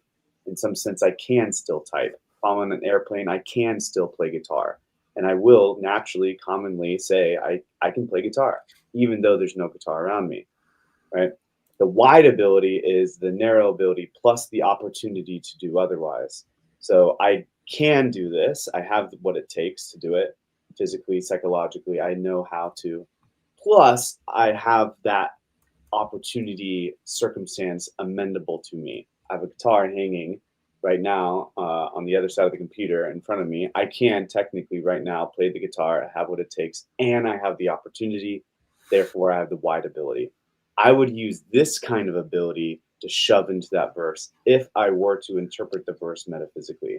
I wouldn't at all do a conditional because your desires are wanted to kind of thing. And I would not at all posit that in the verse. I think there's loads of problems with that. Yeah, and I think, well, let me actually, let's go, let's have Twitchy go first because I'm going to be long-winded, I think. So I definitely agree with what you're saying. I've never heard those terms before, but that's probably more along the lines of the way I would understand it. Like it's not God's decree, even if he renders your sin certain, it's not forcing you to sin. There is nothing external causing you to sin. You have the ability, to do otherwise in that sense. The narrow ability, yeah. The narrow ability. Thank you. So I posit it as I've said conditional because, like, technically, yeah, if you wanted to do otherwise, you have the narrow ability to do otherwise. But I know I'm not a philosopher, so I might not be saying it properly. With that said, I don't mean to like derail it, but I have to hop off and I want to present kind of a quick positive case from my position. I'll just read it and go. So no temptation has overtaken you that's not common to man. That's not a problem in the Calvinist system. Temptation happens to everyone. God is faithful. Okay, that's not a problem either. And he will not let you be tempted beyond your ability. Now, again, I don't think that's categorical ability. And unless you don't believe that unless you believe God doesn't know the future, I don't think that you can say it's categorical either. But with the temptation, he also provides the way of escape. Yeah, we believe that is the case. Just because he renders the act certain doesn't mean he doesn't provide a way out. As I've said, nothing in the context is metaphysical, but I do think in the context we have some anthropological sort of language. Now, I'd have to go back to 1 Corinthians 2, which talks about, or at least I think it talks about man's moral inability, the noetic effects of sin. And I think he's basically talking to Christians here and saying, look, you guys don't have that problem. You are not morally limited. You have the ability to do otherwise. You're not limited by a totally depraved nature. And I think you can also find that as a possibility when you look at this context. He's talking about them in the wilderness, and in the wilderness, you know, at least in that area of Numbers, Deuteronomy, and all that, he's like, circumcise your hearts. And he says you can't, so I'm going to do it for you. So at least in that sort of context, there's an anthropological moral ability mentioned there. And so I think in light of that context, in light of 1 Corinthians 2, that the ability it's talking about is a moral ability and not a categorical ability. And I mean, there's some more things that I would add on to each little phrase if I was doing a full exegesis of it. But yeah, that's how I'm seeing it. Do you guys got any responses to that? Maybe you could sharpen me up before I head out. Well, it kind of does go in line with what I was going to say earlier. I think there might be a slight disagreement between us in this regard, in the sense that I don't necessarily hate the language that Drew uses as far as you could have done differently if you desired to do differently kind of thing. It's not like a perfect sentence, don't get me wrong. But I do think there is a lot of truth to this idea that a individual will always do that thing which they desire the most. And so if you would always do that thing which you desire the most, then it is almost a necessary truth that you would only do something else if you desired something else more than the thing you actually did do, right? And so in that sense, I think that there's a lot of truth to what Drew is saying. I also don't think that's necessarily a determinist position. I think that might just be that. To me, that just seems like a very obvious statement regarding the will. You know, if somebody puts a gun to my head in Central Park and says, "Give me your money," one might say, well, you have no desire to give them your money, and yet you did. And that's true. But you know what I did have a desire to do is breathe. And I had a greater desire to breathe than I did a desire to hold on to my money. You know what I mean? And so I ended up succumbing to my greatest desire at that point. But again, I just don't know if I think that's an issue for determinism per se. And then to what you're saying, Jerry, I think that would be it'd be true as far as like moral ability, that because we believe God changes hearts and minds, that then it would be accurate to say he's changed desires, and therefore you do desire something different. Because you desire something different, you can do something different than somebody in that same position would be, but nevertheless desired the things which you maybe desired in your former life. I hope that made sense. I didn't want to go, too long on that, but I think that that's probably where I would stand on this particular matter. All right. Colton, do you have anything before I go? Okay. Well, I appreciate it, guys. I always learn a lot from you guys. Colton, if you could text me or message me on Facebook, I'll give you my number on there. But those terms again, Yeah, I'm always learning more philosophical terms from you guys. That's not my area of expertise. I'm more, I don't know. I'm hardcore exegetical. I'm not super great at it, but I think I'm pretty decent. Decent enough to write a book and encourage everyone to get it. Yeah, I'll do that for you. Thanks, Twitchy. Appreciate it. All right, you guys have a good one. Thanks for having me on, bro. Man. Absolutely. With that, I think we're probably ready to press play again, yeah? Yeah. All right. As they say, and I wrote, to refute libertarian free will, that's LFW, you must show that determinism makes better sense of Christian theism, and vice versa. If not, you're just sawing off the branch you're sitting on as a Christian: justice, responsibility, and God's faithfulness. So this particular post came to mind as I was thinking about this, and preparing for this debate, that Christian theism presupposes that we are responsible for our sin. And so if we are Christians and we're intramurally debating amongst ourselves, the only options are libertarian free will or compatibilism. And compatibilism, I'm sorry if you're new here and I didn't make this clear earlier, but compatibilism is the idea that determinism, that everything is determined by God, is compatible with free will or moral responsibility. You can forgive someone and still break up with them. You can forgive someone and never see or talk to them again. And so since we are presupposing this, if you're going to refute libertarian free will as a compatibilist, for instance, then you've got to show that determinism makes better sense on Christian theism. Otherwise, if you refute libertarian free will, but you've not offered an alternative, then you end up with no moral responsibility whatsoever. And so this was my... So there's so many things wrong here. So first of all, he still seems to think that determinism entails, or is entailed by compatibilism. That this idea that if you're a compatibilist, that just means you are a determinist. And I know that because and we don't have to go here, but on marker 1650, 16-minute, 50-second mark, he wants to say that soft determinism just is compatibilism. Or rather the other way around. Compatibilism just is soft determinism. And no, that's not true, Drew. That is wrong. You are wrong. Compatibilism does not entail soft determinism. It is the other way around. Right? Soft determinism, right, as you already explained, is someone who believes that free will and determinism are true. It's just that the free will is compatible and doesn't require indeterminism.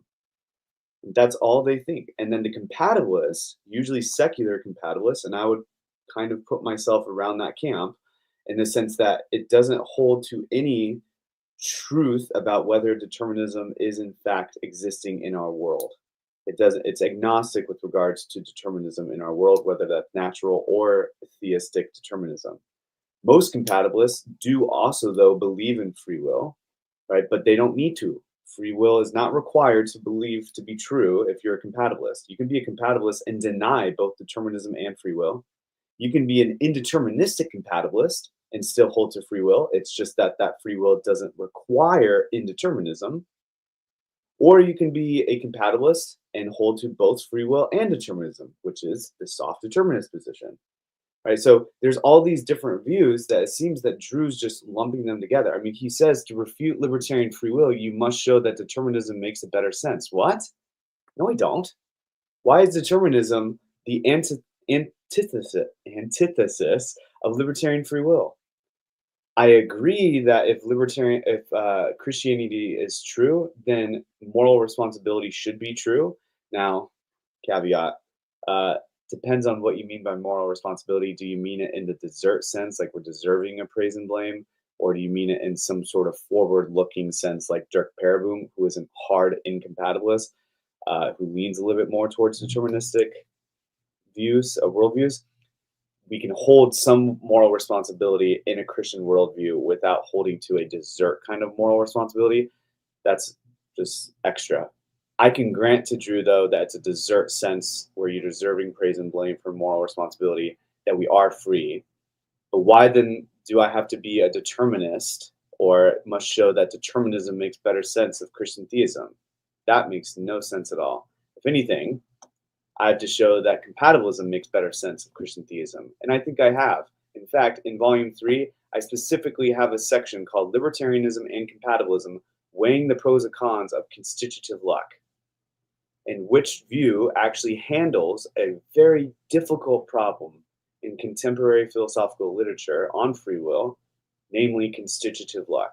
And I argue that compatibilism does the trick. It actually has so many more better resources available to handle the problem with constitutive luck, and not libertarianism. Libertarianism actually cannot handle it with such ease like compatibilism does. Compatibilism also handles the idea of grace given to us at the moment in our coming of salvation. Right? Whereas incompatibilism, libertarianism struggles because they have Pelagianism off to the side. So they have to be very careful where they step. I'm not calling them Pelagians. What I'm saying is that's a problem that they have to circumvent. Granted, determinists have their own problems, like the author of evil, but how about be a compatibilist indeterminist and you have the best of both worlds, and you don't have to worry about any of that? Certainly, that verse, 1 Corinthians 10:13, is compatible with a compatibilist indeterministic view. And if true, it would still show libertarian freedom to not be entailed by the verse. So I can agree with everything that Drew is saying. What I disagree is that if we refute libertarian free will, there's no alternative. It just doesn't follow that you end up with no view of moral responsibility. Like, what on earth? And if Alan Rada gave him that, then you should tell Alan Rada, you should give it back to him, honestly, because that's pretty terrible. And I respect Alan Rada as a professional philosopher and theologian, but if he really did give you something like that, that's pretty terrible in my mind. Yeah, and I would also point out that it's not, in terms of like the actual logic behind the sentence, it doesn't work out. Like, if I have two known views, because we can't assume we have all of the extant views in front of us. Plus, we already know, given what we've talked about in the beginning portions of this conversation, that there is other views. But let's just say I have two known views, and I can't prove view A and demonstrate that view B doesn't work. You don't then get to say, well, if you can't prove view A, view B is the necessary conclusion, because I'm fairly certain that's a kind of logical fallacy. I'm not 100% sure what it is off the top of my head, but I believe, I just got done with an ethics class this semester. I believe we went over that as a potential logical fallacy. Like, if I can't prove, let's just give you an example of this. One guy says that the Earth is cube, like a Minecraft, and another guy says that the Earth is a spinning dinner plate, like the flat Earth society. And let's say the cube guy can demonstrate beyond any shadow of a doubt that Earth is not a dinner plate. The guy then can't come back and say, well, unless you can demonstrate that the cube Earth is more likely, we have to go with my dinner plate shaped Earth. That's just not how argumentation works. It's possible for them both to be wrong, for example. It's also possible that I can't demonstrate that the cube Earth is right and that it's just nevertheless not true that the dinner plate Earth is right. You know what I mean? So it just doesn't work. It's not a false dilemma. Yeah. Exactly. There you go. That's what it is. It's a false dilemma fallacy. I do have another super chat here real quick. So I just want to go ahead and read this again. Eastgate Adoptionist, thank you very much for your contribution. Says, does Calvinism declare that there is a day in our lives where we receive a circumcised heart with Christ's yoke, or do we remain in progressive salvation after that day? I won't go too deep into this because that could actually be a whole conversation for another video. But the long and short is Calvinism would classically, because there's going to be various different Calvinists will have their different interpretations. But classically, the Calvinists would say that there is a moment in time in which you are regenerate, or for the purposes of your question, say a moment in time in which you have a circumcised heart, right? There's a moment in time in which God has put his spirit within you. You become anointed, you become regenerate, the law is written on your heart, etc. You come to know God, in other words, in that specific moment in our temporal reality, right? So that would be, I think, the answer to your question in the short. Now, could I go on for a long time with that? Certainly could. But I think just the short, sweet, to the point answer is yes, there is a point in time where you become a regenerate person. You were not a regenerate person before that point in time, according to the classical views regarding Calvinism. And if you'd like to comment on that, you can. If not, we can just drop that. No, I'm good. Thank you again for your contribution, Eastgate. There was something here I missed that I wanted to comment on. Let me go back just a second. And so, since we are presupposing this, if you're going to refute libertarian free will as a compatibilist, for instance, then you've got to show that determinism makes better sense on Christian theism. Otherwise, if you refute libertarian free will, but you've not offered yes. There is another issue I think that is at play here, which is there is an assumption being. Now, I happen to believe in human responsibility in terms of like, I think we are responsible for our own sins and stuff like that. But I think there's two assumptions being made here. Number one, that is necessary for Christian theism when there are people who would argue it's not. Now, we can just put that to the side and say, since we both grant it, that's fine. But nevertheless, you should establish that. And the other thing I would point out here is there is a frequent theme in Scripture of God saying that this was his deliberate plan, that he determined something to take place, and people being held accountable for that. I can think of tons of examples. Isaiah 10 with the Assyrians, Genesis 45 or 50 with the brothers of Joseph, Acts 2 or Acts 4 with those who crucified Jesus. Look at Genesis 49 and compare that to 1 Samuel 15 and take a look at Saul, so on and so forth. Like I said, I've done a whole series on this called Compatibilism is Biblical, if anybody's interested in it. There is, I think, an assumption being made, or at the very least in the rest of, maybe not in this question, but in the rest of the video, an assumption being made that says human responsibility must be indeterminate, or else we just can't be said to be truly responsible. And I just don't think that's true. And I don't think the Bible affirms that's true. And as I've said to Leighton Flowers before, that particular line of argumentation, I don't need to prove determinism in order to prove that that's not true. If I prove that God has, in a deterministic fashion, determined one thing, and that also human beings were held morally responsible for that one thing, then even if God has never determined anything else in the history of the world, that argument fails. And I think we can do that very easily with a list of the examples that I was just talking about. So I did want to point that out here as well. All right. We can move on. I do want to stress, as we move on, this idea of that Drew, because he assumes if you're a compatibilist, you're just automatically a soft determinist, which means you're just a determinist. And it's just not logically correct. It's not at all logically correct. Like, you can draw the truth table and show that's not correct, right? But the idea is this, that kind of I want to drive home.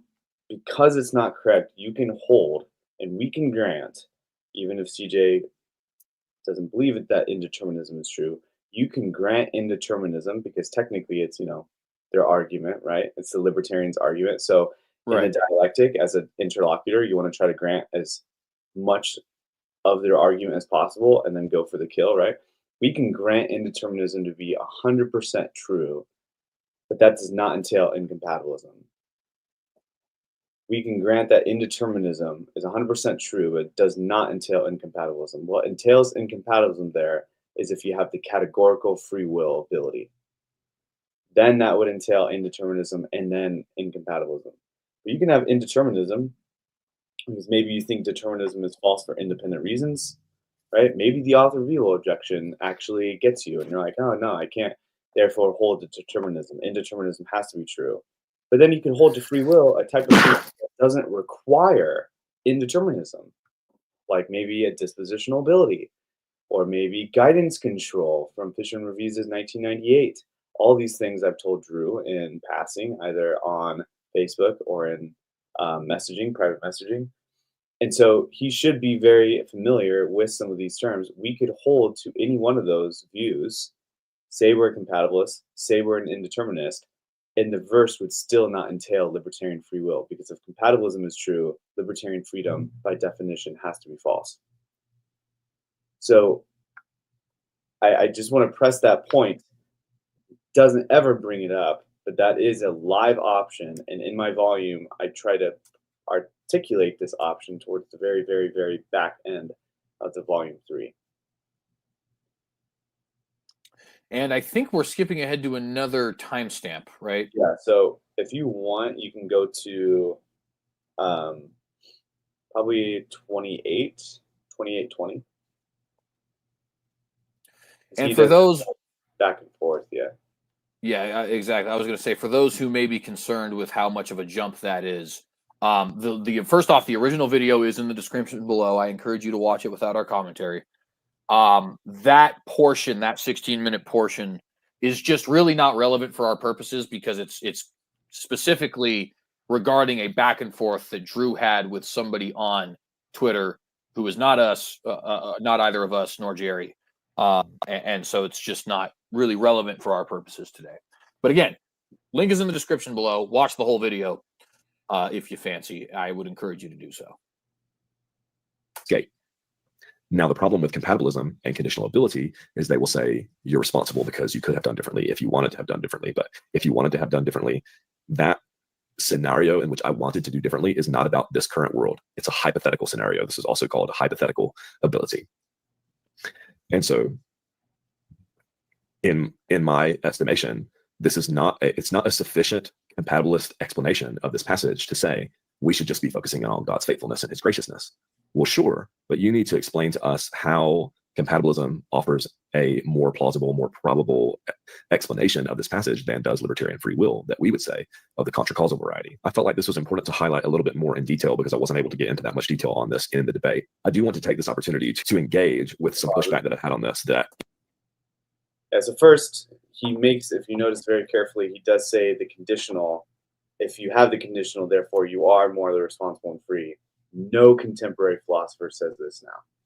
None. I don't know of a single philosopher that would say that. Even leeway compatibilists are just those who think that compatibilism is true and not some form of alternative possibilities are true. It's just that the access to alternative possibilities is compatible with determinism. Therefore, it doesn't require the categorical ability. Those leeway compatibilists, I don't know of a single leeway compatibilist that would say, oh yeah, for sure, the conditional ability is sufficient for free will and moral responsibility. What? Even Vivellen, which is probably the world's most, which I already mentioned her before in her book 2013, Causes, Laws, and Free Will, she's probably the world's most well-known leeway compatibilist on the market now. And in a back and forth with her and John Martin Fisher, and if you don't know John Martin Fisher, you absolutely should, because he's probably the world's leading compatibilist secular philosopher to date. He has literally almost 200 publications, including books and varying articles, over his 50-year span career. I mean, he's just brilliant, right? So back in the 90s, they had this back and forth. Actually, in 98, she specifically says against him, another compatibilist, who's to say that this leeway that you offer here is actually, in fact, sufficient for free will? I'm paraphrasing. But in other words, she says specifically, all that's ever required is that we claim that's necessary for free will, not sufficient. In her book in 2013, she says the exact same thing in varying chapters, right? So this idea that he's getting like, oh, well, if you have the conditional ability, so therefore you must be free, is absolutely false. No one says that. And if theologians online are saying that, then you should not defer to them. You should defer to the experts who have degrees on the matter and who can actually articulate the views in a clear way without being muddied, because theologians are terrible sometimes at philosophy, right? And so they should look at the philosophy first, right? And I'm saying that as someone who actually likes theology and loves it, right? They should look at the philosophy first and then start to look at the theology and see where it fits. The philosophy is the handmaiden of the theology, right? And so because of this, I don't know where Drew is getting this from, and I just like rolled my eyes when I heard that, right? So the conditional definitely is not sufficient for free will and moral responsibility. Last, he keeps saying that we have to give an alternative view. I completely disagree. Just because I show your view to be wrong for libertarian free will, that you haven't met your burden, does not therefore mean I have to, by definition and by dialectical like constraint, give an actual other alternative definition. I can show your view to be false, and that doesn't mean that therefore I have to show an alternative view in its place. It would be helpful. It would be nice, but I'm not logically constrained dialectically to do that, right? I can just show that your view is false and that, hey, maybe we just don't know what the verse is about, right? Maybe it's metaphysically, maybe it's not metaphysically. Who's to say? I don't have to interpret it in a compatibilistic lens. But even if I were, and I show this in the volume, everything that's compatible, like the dispositional ability, not conditional, the dispositional ability, like I was sharing with Jerry, the narrow and wide ability, that's all compatible with the verse. I can grant indeterminism the entire way through. So indeterminism is true. Determinism is flamingly false, let's say, because God would be the author of evil if determinism is true. So indeterminism is true. It's just the case that the kind of free will I posit here is not necessarily indeterministic. Because after all, the verse doesn't say whether or not it is. And because of that, I can be a compatibilist indeterminist holding to a type of free will ability, leeway ability, that's completely compatible with the verse, an alternative explanation to the libertarian account, and the libertarian account is still false. Then what would the libertarian do? Yeah, absolutely. And I'd like to point out too, so he makes the comment, this is a hypothetical reality. It's not actually regarding this world. And I found that comment to be very bizarre because, as I said earlier, I just think that's a reality. And I don't think it matters which position you're actually taking. If you're saying, well, yeah, but in this world I didn't desire that, therefore I couldn't do this thing. Right. Maybe usage of the word couldn't is a loaded language, and we'd have to unpack what exactly that means. But if we change that for the sake of simplicity, if we change that to wouldn't, I did not desire to do A, therefore I wouldn't do A, and I would only do, and I only did B because I did desire to do B, right? The world in which you did desire to do A is also just a hypothetical world, even if determinism is not true, right? It's not the world that happened unless you affirm some kind of a multiverse or something like that. And even then, that's not our world. That's some hypothetical out there world that doesn't actually apply to us, right? But so I just don't understand what the point of that objection actually is.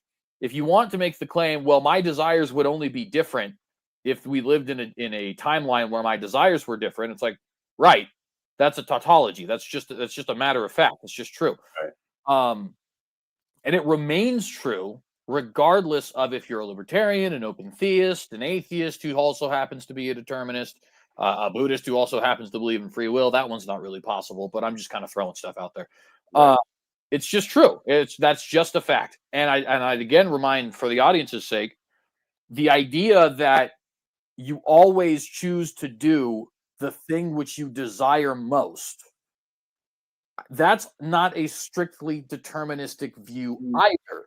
In fact, I don't know off the top of my head of anybody who would reject that idea. Because it seems to be. I just want to say Robert Kane specifically grants that to the compatibilist. Right. Like, he takes that and actually says, for sure, that's a good idea. I'm going to adopt it in my own libertarian view. Exactly. Right. Because it's a necessary condition for sure. Yeah. And 100%, because it's just one of those things where, like, it seems so patently obvious. It's almost like, it's kind of like I in my philosophy class this last summer, specifically it was an ethics class, but you guys don't care. We did watch, I don't know why we were watching Karl Popper. If I remember correctly, I think it was just like, we don't really have a lot of content for this week, so we're going to look into some Karl Popper stuff because he really doesn't have anything to say about ethics. But at any rate, and a comment was made in this video we watched from one of the Green brothers on Crash Course, talking about, Karl Popper's idea of falsifiability is one of these ideas that philosophers don't even really argue about anymore, because everybody just grants it's true. Now, whether or not you want to grant that's true, that's not the point, because my reason for sharing with that story is that's kind of the way I feel about desire in this instance. It's like, this is one of those things where the conversation can move forward. We don't really even have to dispute this point because it's just obvious.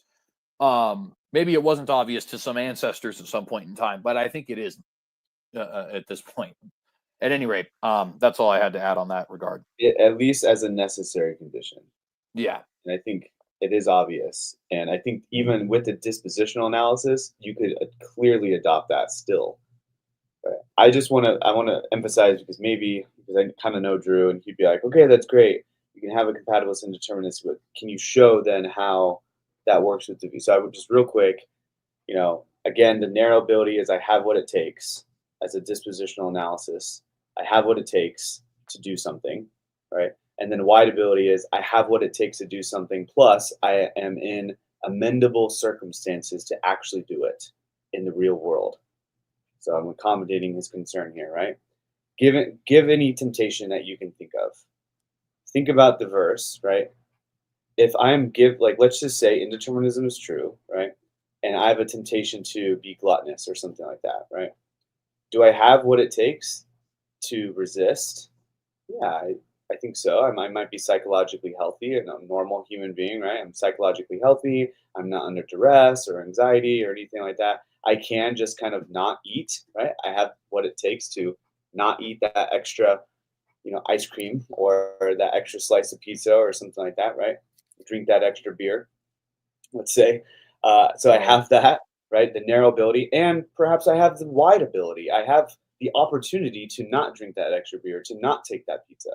I have these abilities jam-packed in that temptation that are perfectly compatible with whether or not determinism is true, doesn't require categorical ability, so therefore it doesn't require indeterminism, even if indeterminism is true. And so therefore compatibilism could be true, indeterminism could be true, and the verse would still not entail libertarian freedom. And why is that? I want to make this very clear. If the verse is compatible with an alternative view that requires the falsity of libertarian free will, the verse cannot entail libertarian free will. Like logically, you just can't. So if the verse is compatible with a view that requires the falsity of libertarian free will, then that means the verse cannot entail libertarian free will.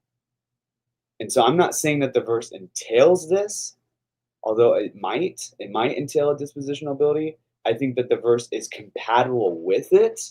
And if it's compatible with it, then it shows that the verse cannot entail, although it might be compatible with a categorical ability, it cannot entail a categorical ability. So that means the main argument for libertarian free will from the verse is false. So there's so many different ways to go about it. And Drew is literally, to me in this video, I mean this with respect, Drew, okay, if you made it this far, you're just scratching the surface, man. You're literally just like, your arguments are so inchoate in my mind. And I do mean that with respect. And I certainly hope he made it this far, because we're actually doing this video specifically at his behest. But not that we wouldn't have done in something like this anyway, but so I'm just poking fun. All right, let's jump back here into another, unless you had something, I think he has another 10-minute excursus. Yeah, he does. So the next time I have is 4340, where he talks about the icky factor of determinism. Yeah, exactly. And that's exactly where I was wanting to go next as well. Long-term watchers of this channel will know that the Are you issue of struggling in whether your or calculus not class? Do you have a hard time understanding your instructor? Do you wish there was a simpler channel? So I'm very interested in this portion of the video. For Andrei Bukharev. Now, I did say in the debate that this guy is an atheist. And so he's no friend of ours as far as Christian theism goes, but I think he makes a salient point here. Now, you get to someone who's a dyed-in-the-wool Calvinist, let's say, and they're a theological compatibilist. I don't think compatibilism helps them one bit. Compatibilism is a theory of free agency. If you've got divine manipulation, appealing to compatibilism to help out is kind of icky. There's the ick factor. Is that a being worth worshiping? I don't think so. But then secondly, I just don't see it working. Compatibilism is supposed to be a thesis about impersonal causation and not the activity of another agent. That's where I don't see compatibilism helping out the theological determinists. So it seems to me like what he's saying here is that. Now, real quick, before we move forward there, I'm going to make a greater point than this in a second, but I'd like to make a lesser point, which is simply, I think the whole is a being like that worth worshiping objection, if I can be very frank, is just kind of dumb. Because let me give an example that all of us watching this video will universally have the ick about. Okay. If you know anything about the Islamic God, you know he really doesn't like Jewish people. He likes to beat up women, and he's cool with you marrying 9-year-olds, right? All things that pretty much everybody watching this video is going to be like, yeah, you know what? I think I'm good on all that. Now, there are various reasons why I think you think that. I think humanity does have a kind of inherent knowledge of God's morality, although I think it's very busted and broken and not at all complete in the way that it is, in the sense that where you can just read it off of the page, right? Nevertheless, that is, let's put that to the side for now and just go with what we know, which is a lot of ick coming from that particular belief system, right? If it were true that Islam was the correct religion, that Allah was the true God, and that the Quran was his eternal word, you're just wrong for having an ick. Because this is the problem, and it's the problem and the benefit with the idea of standards. And I guess I can't even say the problem necessarily, because it's just the nature of a standard. Let's say you have a ruler. That ruler is the ruler. And I'm talking about a measuring ruler, right? It is the ruler. In other words, it is that which defines what a foot is. If that ruler says a foot is 7 inches, guess what? A foot is 7 inches, because that ruler is the standard by which you judge a foot. You guys follow? So on the same token, if God is the standard by which you judge moral rightness and wrongness, the idea of if a description of God is true, that being is not worthy of worship because he goes against what we know to be moral, that's just an incoherent thought. Because what you believe to be moral in that instance goes against the standard of morality and is therefore wrong objectively. And I think that's a very big problem for that kind of logic. And unless somebody say, well, yeah, he was an atheist, of course he has that kind of logic. I actually do have a video on here. It's Gravity Falls and the Problem of Evil, or Gravity Falls and the $1 Million Question is what it's called. And we see in that video guys like Kurt Jaros and Leighton Flowers, and a gentleman whose name is fleeting me, but it's a quote, or excuse me, it's a clip from him in a debate with Dr. James White. We see various non-Calvinists all the time make this claim. Well, I just don't think that's a being worthy of worship because that would make him evil. Well, if God is doing it, by definition, it's not evil. Unless you have some kind of a view where you're a theist and God is also not the standard of morality, which, to be fair, such views do exist. But if you do believe God is the standard for what makes something good or not, if he is the standard by which we judge moral rightness and wrongness, then there is no scenario at all where he even can operate evilly, because he is the standard for how we judge moral rightness and wrongness. And therefore, if he says it's okay, it is. So I think we need to be very clear about that. Now, I happen to believe that the general conception of morality that we have in the West is pretty well compatible with biblical morality, because it happens to be built upon biblical morality. And I am a moral universalist, absolutist, and objectivist, which is all to say, I think that morals are facts, that they are absolute, and that to at least some extent we have an inherent understanding of them, right? All that being said, though, it is important for us to recognize that distinction of there is no scenario in which God is not a being worthy of worship because he's evil. It's just not a possibility. And unless, of course, like I said, you take a position where you believe morality is objective, but God is not the standard of morality. If that's the view you take, then obviously this doesn't apply to you. That's not a very popular view in Christian theism, but it is the view that exists. So I'll leave that there. If you have anything you'd like to comment on, you can. I'll press play if not. Yeah, I would take a different approach. I'm not, I love CJ a lot. I'm not going to take his approach. Just so we obviously disagree, and brothers can disagree, and that's totally fine. What I would take is the ick. Well, first of all, I would like to know where does he get this? I don't think he's ever mentioned where he gets this. Is Andrei Burkarov like a professional philosopher? Is he a secular professional philosopher? Is this on like an academia page? Is this on a published paper? Is this on like a thread that he sent you, or a message that he sent you? That's just a pet peeve. It's just me. Like, I try to be very, very specific on the page numbers and where I get something. So if anyone's actually doing research, they can find it out, right? And Drew, even in his debate with Jerry, would quote me and not say anywhere where it's from, other than where the article it is, but not the page number, not the footnote. It's just a pet peeve of mine. But so I want to know who this Andre guy is. Like, who the junk is this? But more to the point, the ick factor, to me, it's just a manipulation case. All right. So you just handle it like you would normally a manipulation case. Usually manipulation does give this icky factor, right? Because someone's meddling, it seems like, into your affairs and messing with your sourceness, who you are, and your access to alternative possibilities and all that stuff, right? And I get that. And so really, to me, when I hear this quote, like, oh yes, compatibilism could be true, but when you posit in a divine being, it's even worse because now there's an ick factor. What would make it icky? The only thing I can think of is this idea of a manipulator, a manipulation case. But then let's think about that even more. What is it about manipulation that we hate, right? To me, I think Neil Tognazzini, in an awesome paper called, I think he's like the taxonomy of incompatibilists. I actually forget it, but it was published in 2000. Understanding source incompatibilism is one of them. And then the ins and outs or something like that, the taxonomy of the structure of manipulation cases. There you go. Neil Tognazzini, the structure of manipulation cases. I believe it was published in 2011, but that's the title of the paper. And he just goes on and on, a whole paper on what makes manipulation so terrible, right? Why would the compatibilists, which usually manipulation cases are against compatibilists, why would the compatibilists hate manipulation so much, right? What makes it this factor, right?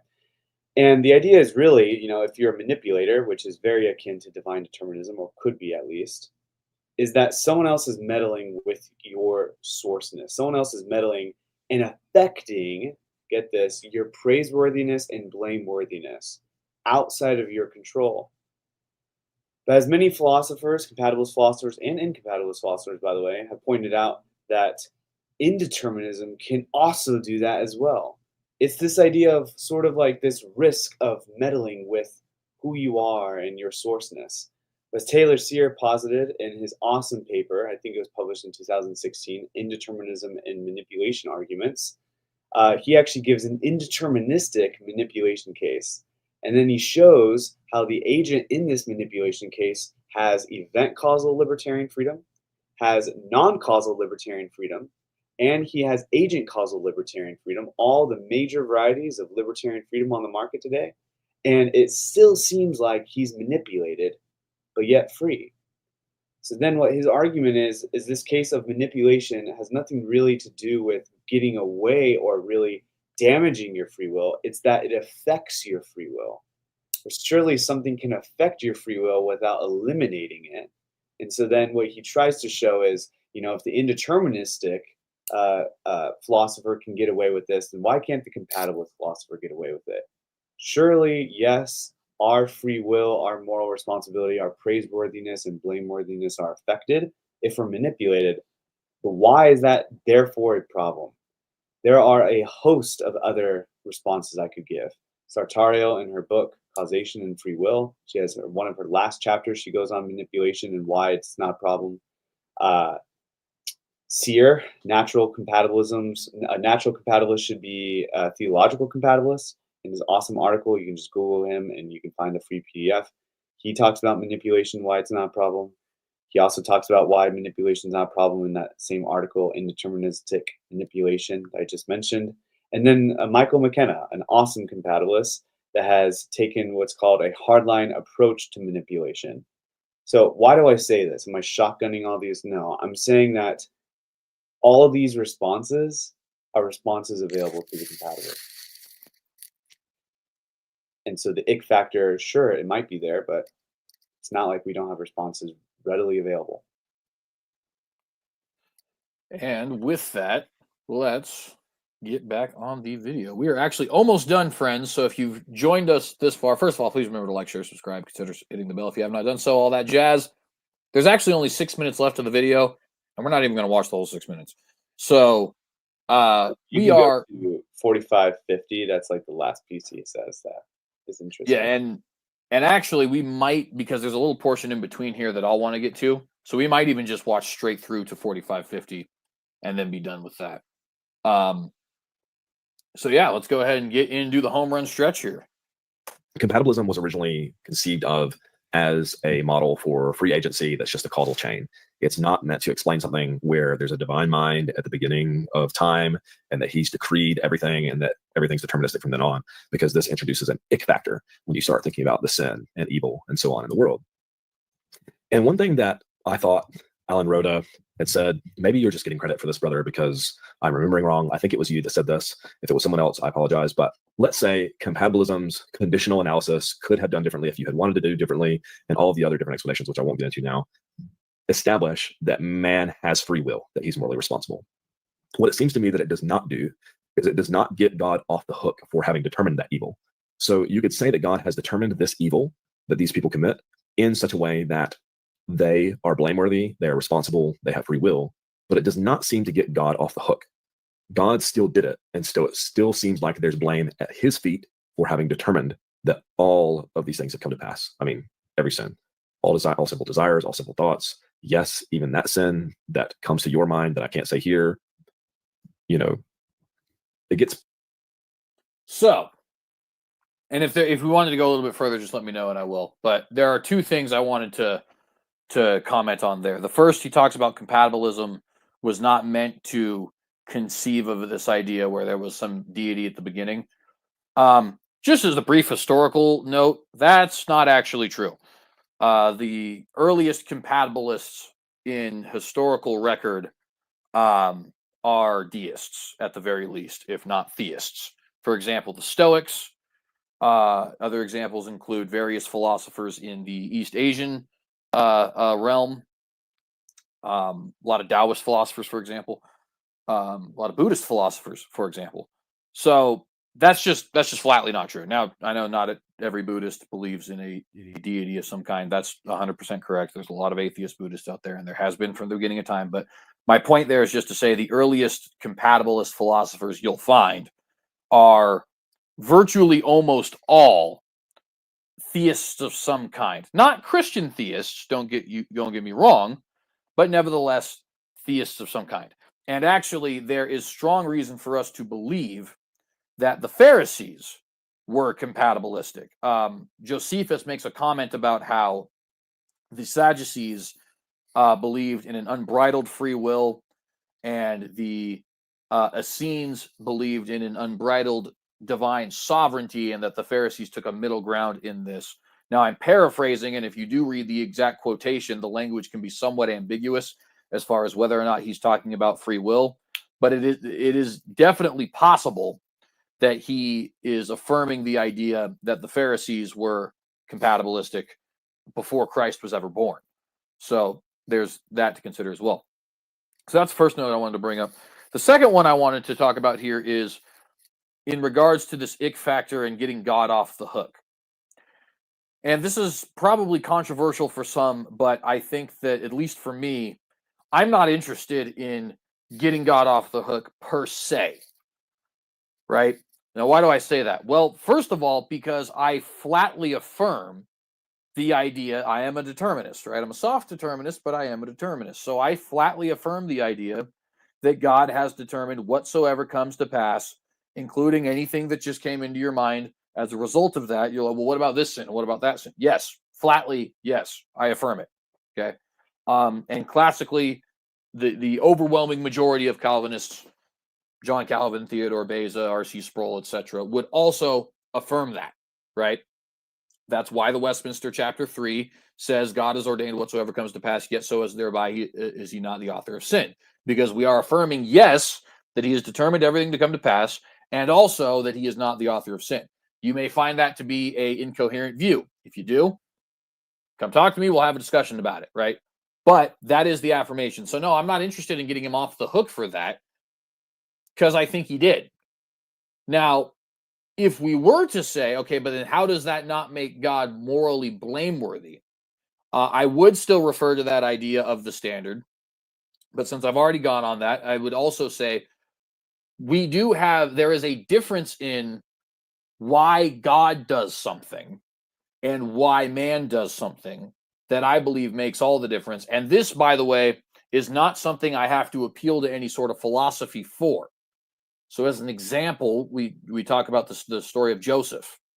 And Joseph in Genesis 45, verse 4, Genesis 45, verse 5, and Genesis 45, verse 8, and Genesis 50, verse 20, says on 3 separate occasions that even though the brothers had sent him, we all read Genesis 37 already by the time we got to this point, hopefully, if you're reading it correctly. Even though the brothers are the ones who actually sold him into slavery and sent him into Egypt, that actually God was the one who sold him into slavery and sent him into Egypt. And Joseph even goes as far as to say, you did not send me here, but God did.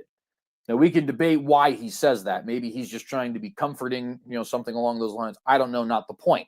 The point is, he goes that far as to say, so therefore it was not you who sent me here, but God to save many lives, right?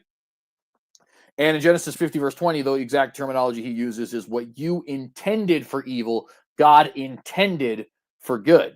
We see another example of this in Isaiah 10. God uses Assyria like an axe against Israel. He literally compares Assyria to an axe in his hand that he is swinging against Israel, right?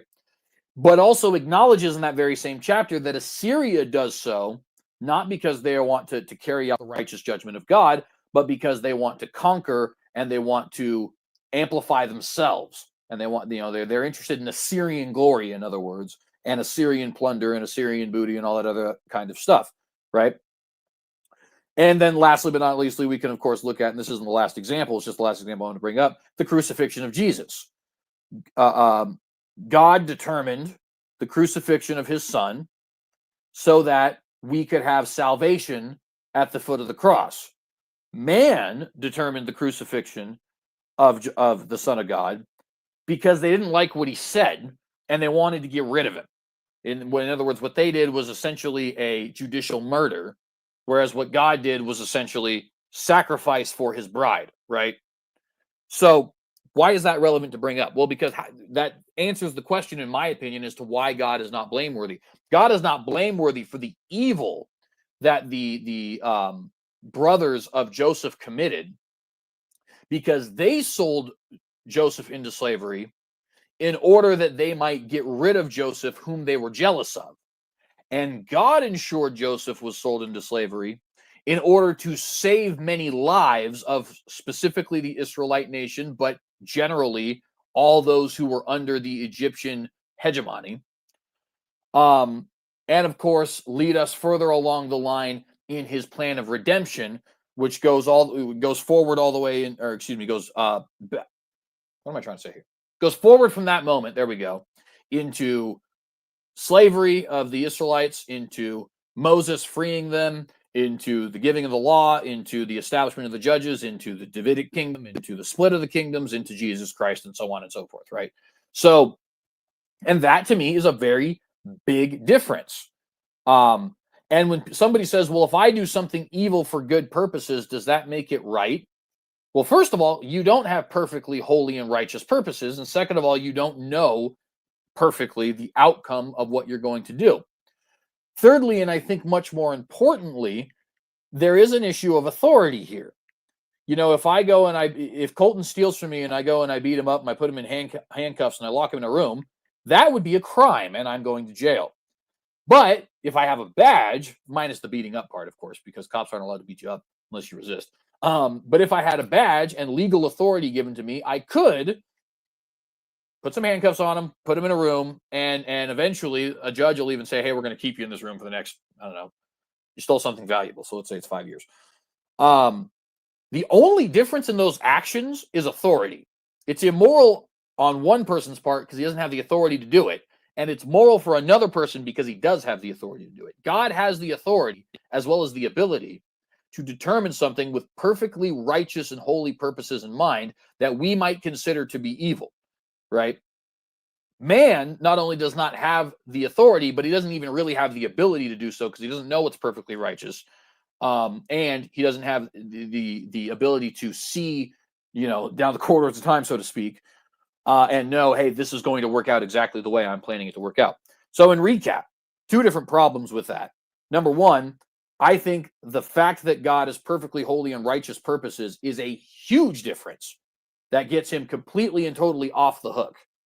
And that is not just true of Joseph, but would be true of anything God has ever determined, because all things work together for good for those who are called according to his purposes. And number two, God has both the ability and the authority to determine something that we might consider to be evil, because he knows it's going to work out. He knows what is perfectly just and perfectly righteous and how to accomplish that, and he just simply has the authority to do things that we do not have the authority to do. So I'll hold my peace there, and if you'd like to comment, you can. But that's a big part of my response to what Drew just said. Yeah, I don't have largely much to add. The only other thing is I think he's just articulating a common response that some French Calvinists already answered in 2018. Yeah, exactly. I mean, yes, it's true that the excusing sinners objection is not the same as the blaming God objection. They are different. So in the first part of his book, which Drew I think has and has read, is that right? You can it's the consequence argument. It's going through this idea of if determinism is true, that excuses sinners. So obviously he defends against it and says if determinism is true, that's not the case. Not the case that excuses sinners.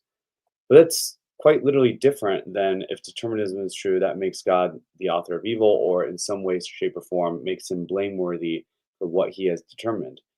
And so I think that, you can handle those differently. And I think Drew is exactly right. Like, just because he can grant that, yes, you are morally responsible, doesn't mean that there's an extra issue, namely that God is determining you to do this or succumbing to it, right? I mean, I don't know. I'm kind of underneath the impression we always think about succumbing to temptation, but personally, if God determined me to not succumb to temptation and actually do the praiseworthy thing, I would praise God. Right.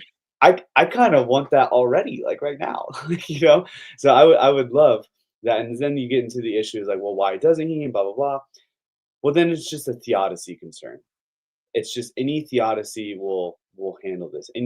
Virtually any theodicy besides the strict libertarian free will defense, any theodicy can pretty much work here. Soul building theodicy could work. The author analogy could work.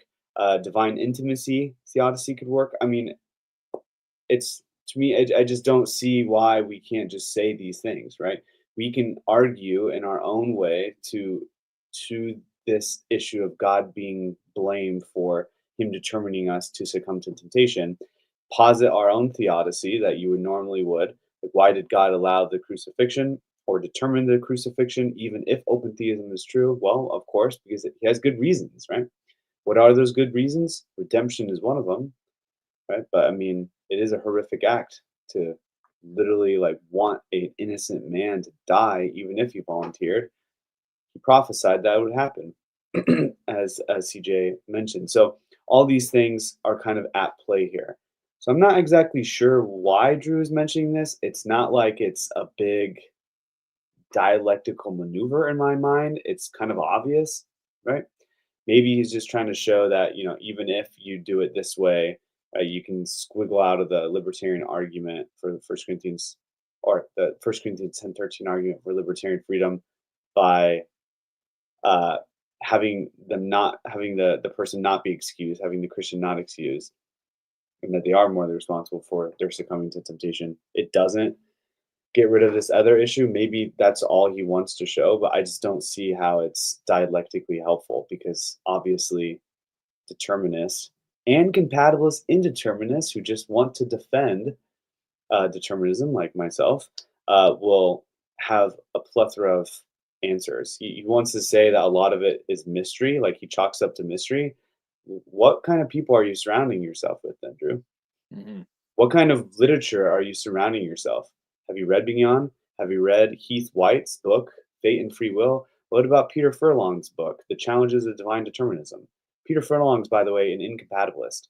And he went into, it's an awesome book, 2019, The Challenges of Divine Determinism, published by Cambridge. He went into that study, a fully blown incompatibilist, indeterminist. And he mentions and actually admits at the end of his study, out of all of these arguments, one of which is the blameworthiness objection for divine determinism. Out of all these objections, he admits that, you know what, I think I'm agnostic, he said, with regards to whether or not determinism exists. I don't know if it would be a problem or not. That's how good the evidence is on the deterministic side. That's interesting. So, Absolutely. all these different kinds. The book Theological Determinism, the anthology, published by Peter Furlong and Lee Vissens. I mean, there's all these academic works. I mean, if you're surrounding yourself with James Whites and just the low life, bottom of the barrel internet Calvinists who are cage stage, I'm not lumping James White with them, by the way. I'm just, some of his followers are that way, right? Well, and to be fair, he is, and I'm a big fan of James White, but he is a popularizer, right? He's not a philosopher. He doesn't. So, while thank you for the clarification there, but at the same time, there is some truth to the idea that he's not going to give you the full blown. He's not Bignon for sure. Right. So to me, if that's who he's surrounding himself with, well, then I think you would probably come to some of these conclusions that it's a mystery and blah blah blah. Like the guy that he had an exchange on Twitter, he was like, "Well, I admit I don't really have an answer." Well, that guy needs to get well informed. Then he needs to do homework. Right. So there are answers. There are professional philosophers. Oliver Crisp is an amazing philosopher that has defended determinism, but he's also defended libertarian freedom in a lot of different ways. Paul Monada is an awesome philosopher that has defended determinism. Bignon, Heath White, Daniel Johnson, Chris Date. I could just go on and on and on, right? Another one, just the Calvinism and the Problem of Evil book, published in 2016. James N. Anderson. Seriously, read. There are arguments, and it has persuaded people, and it has made professional philosophers like Lee Vissens, professional philosophers like Alan Rada, actually, because he quotes Alan Rada, professional philosophers like Peter Furlong question their own indeterminism. So it's not like these are just mysterious and they're not like out of the blue. There are answers. There are reasons. If I had to point you to one thing, one issue, one paper, Drew, or anyone, it would be this paper by James N. Anderson, where he defends the author analogy for divine determinism. And it's called the 4-case defense of the author analogy, or something of that sort. If you just type in James Anderson 4-case defense of author analogy, it'll pop up his website, free PDF. Read it. It will defend a deterministic picture of the world, and it will defend the author analogy in helping solidify and harmonize the deterministic side of things, plus with our world. I think if those are true, the blameworthiness objection kind of falters a bit. I don't blame J.K. Rowling. Right. Voldemort. And his article specifically ties that idea of the author analogy not being real to actually being real, and why that objection does not matter if the author analogy is true. Fantastic paper for anybody who's listening. I highly recommend Drew read it. Yeah, and so fun little fact about myself before, because looks like we're probably going to get about here to the end. That was a horribly worded sentence. Oh my goodness. But so fun little CJ fact. I actually came to the conclusion of the author analogy independently, having never heard it from anyone else. And for the longest time, I would hear Chris Date use it, and I never actually asked him about it. And I was like, I wonder. There's no way he got that. That's not even possible. Chris is just not getting information from me. I don't believe it. And so finally I go and I ask him about it, and he's like, oh, no, this is like a well-known, well-established view. And it's like, okay. Well, on one end, I'm a little bit proud of myself because I came to that independently. And on another end, I'm a little bit embarrassed that I thought that I had something here. You know what I mean? But anyways, little CJ lore for you guys. I think that's pretty much all we got for today. Am I right about that? Yeah, I think that's it. All right. So then with that, friends, if you liked this video, please consider subscribing to the channel if you have not done so, and hit that bell to get notified every time that we go live. Remember to like and share this video and hit that bell to get notified anytime we go live. Leave any questions, comments, criticisms, concerns, critiques in the comment section. I got that right. In the comment section down below. If you'd like to get in any final super chats before we leave, you can do so, but we're about to get out of here. So if you're going to do it, make it quick. If not, will try to answer questions at the bottom. If you'd like to follow us on any of the different places you would like to follow us, there are tons of links down below. There are links to Colton's Academia page. There are links to Twitchy's YouTube channel. There are links to my other YouTube channels. And of course, you can follow on various social media platforms at the tag The Synagogue or the Twitchy Theologian. I don't actually think Colton has a lot of public social media, so I think you'll just have to stick with the Academia there. But anyways, I think that's pretty much all I had. Did I miss something? No, I didn't miss anything. Oh, yeah, some papers and books below. So 15 Questions for Calvinists Answered. My book is in the description down below if you'd like that. 7 Points of Calvinism. Twitchy's book is in the description if you'd like to check that out. And I actually just purchased that one today, so I haven't read it yet. I can't tell you if it's good, but I will eventually be able to tell you if it's good. And also a link to Colton's paper, Beyond Ability, is also in the description down below. And if you're watching this after the live, then there is also a link to Colton's Volume 3 paper as well. If you're watching this live, it's not yet there. If you're watching this after the fact, it is going to be there. So there's that. Anyways, friends, we do have another super chat from Sandy C. Thank you very much. She says, my favorite channel. God bless CJ. That's super cool, actually. Thank you very much for that. And part of the reason that this is a favorite channel of anybody, I'm sure, is because of wonderful guests like Colton. So please be sure to check a lot of his stuff out. And thank you, Colton, very much for being here. And thank you, Sandy, very much for that contribution. I appreciate that greatly. With that, friends, we are going to go ahead and get out of here. God bless you. If the Lord wills and tarries, we'll be with you soon. Oh, and one other thing. If you're in California, please do be paying attention to some tsunami warnings that have come out recently. We have potentially one of the top 5 most powerful earthquakes ever recorded in Russia. They're saying it's an 8.8. So, I mean, we're talking a massive earthquake in Russia. And there is, I keep getting my phone's blowing up right now. I'm not in California personally, but they know I do a news channel about tsunami warnings in California. So keep California in your prayers. And also, if you are in California, pay attention. And, if you can and need to, get out of town. But yeah, keep the people there in your prayers, please. We should know if there's anything by the end of tonight, because they said waves are expected, if at all, by the end of tonight. So God bless you all. Again, if the Lord wills and tarries, we'll be seeing you here soon. And yeah, that's all we got. I said, won't it be a time?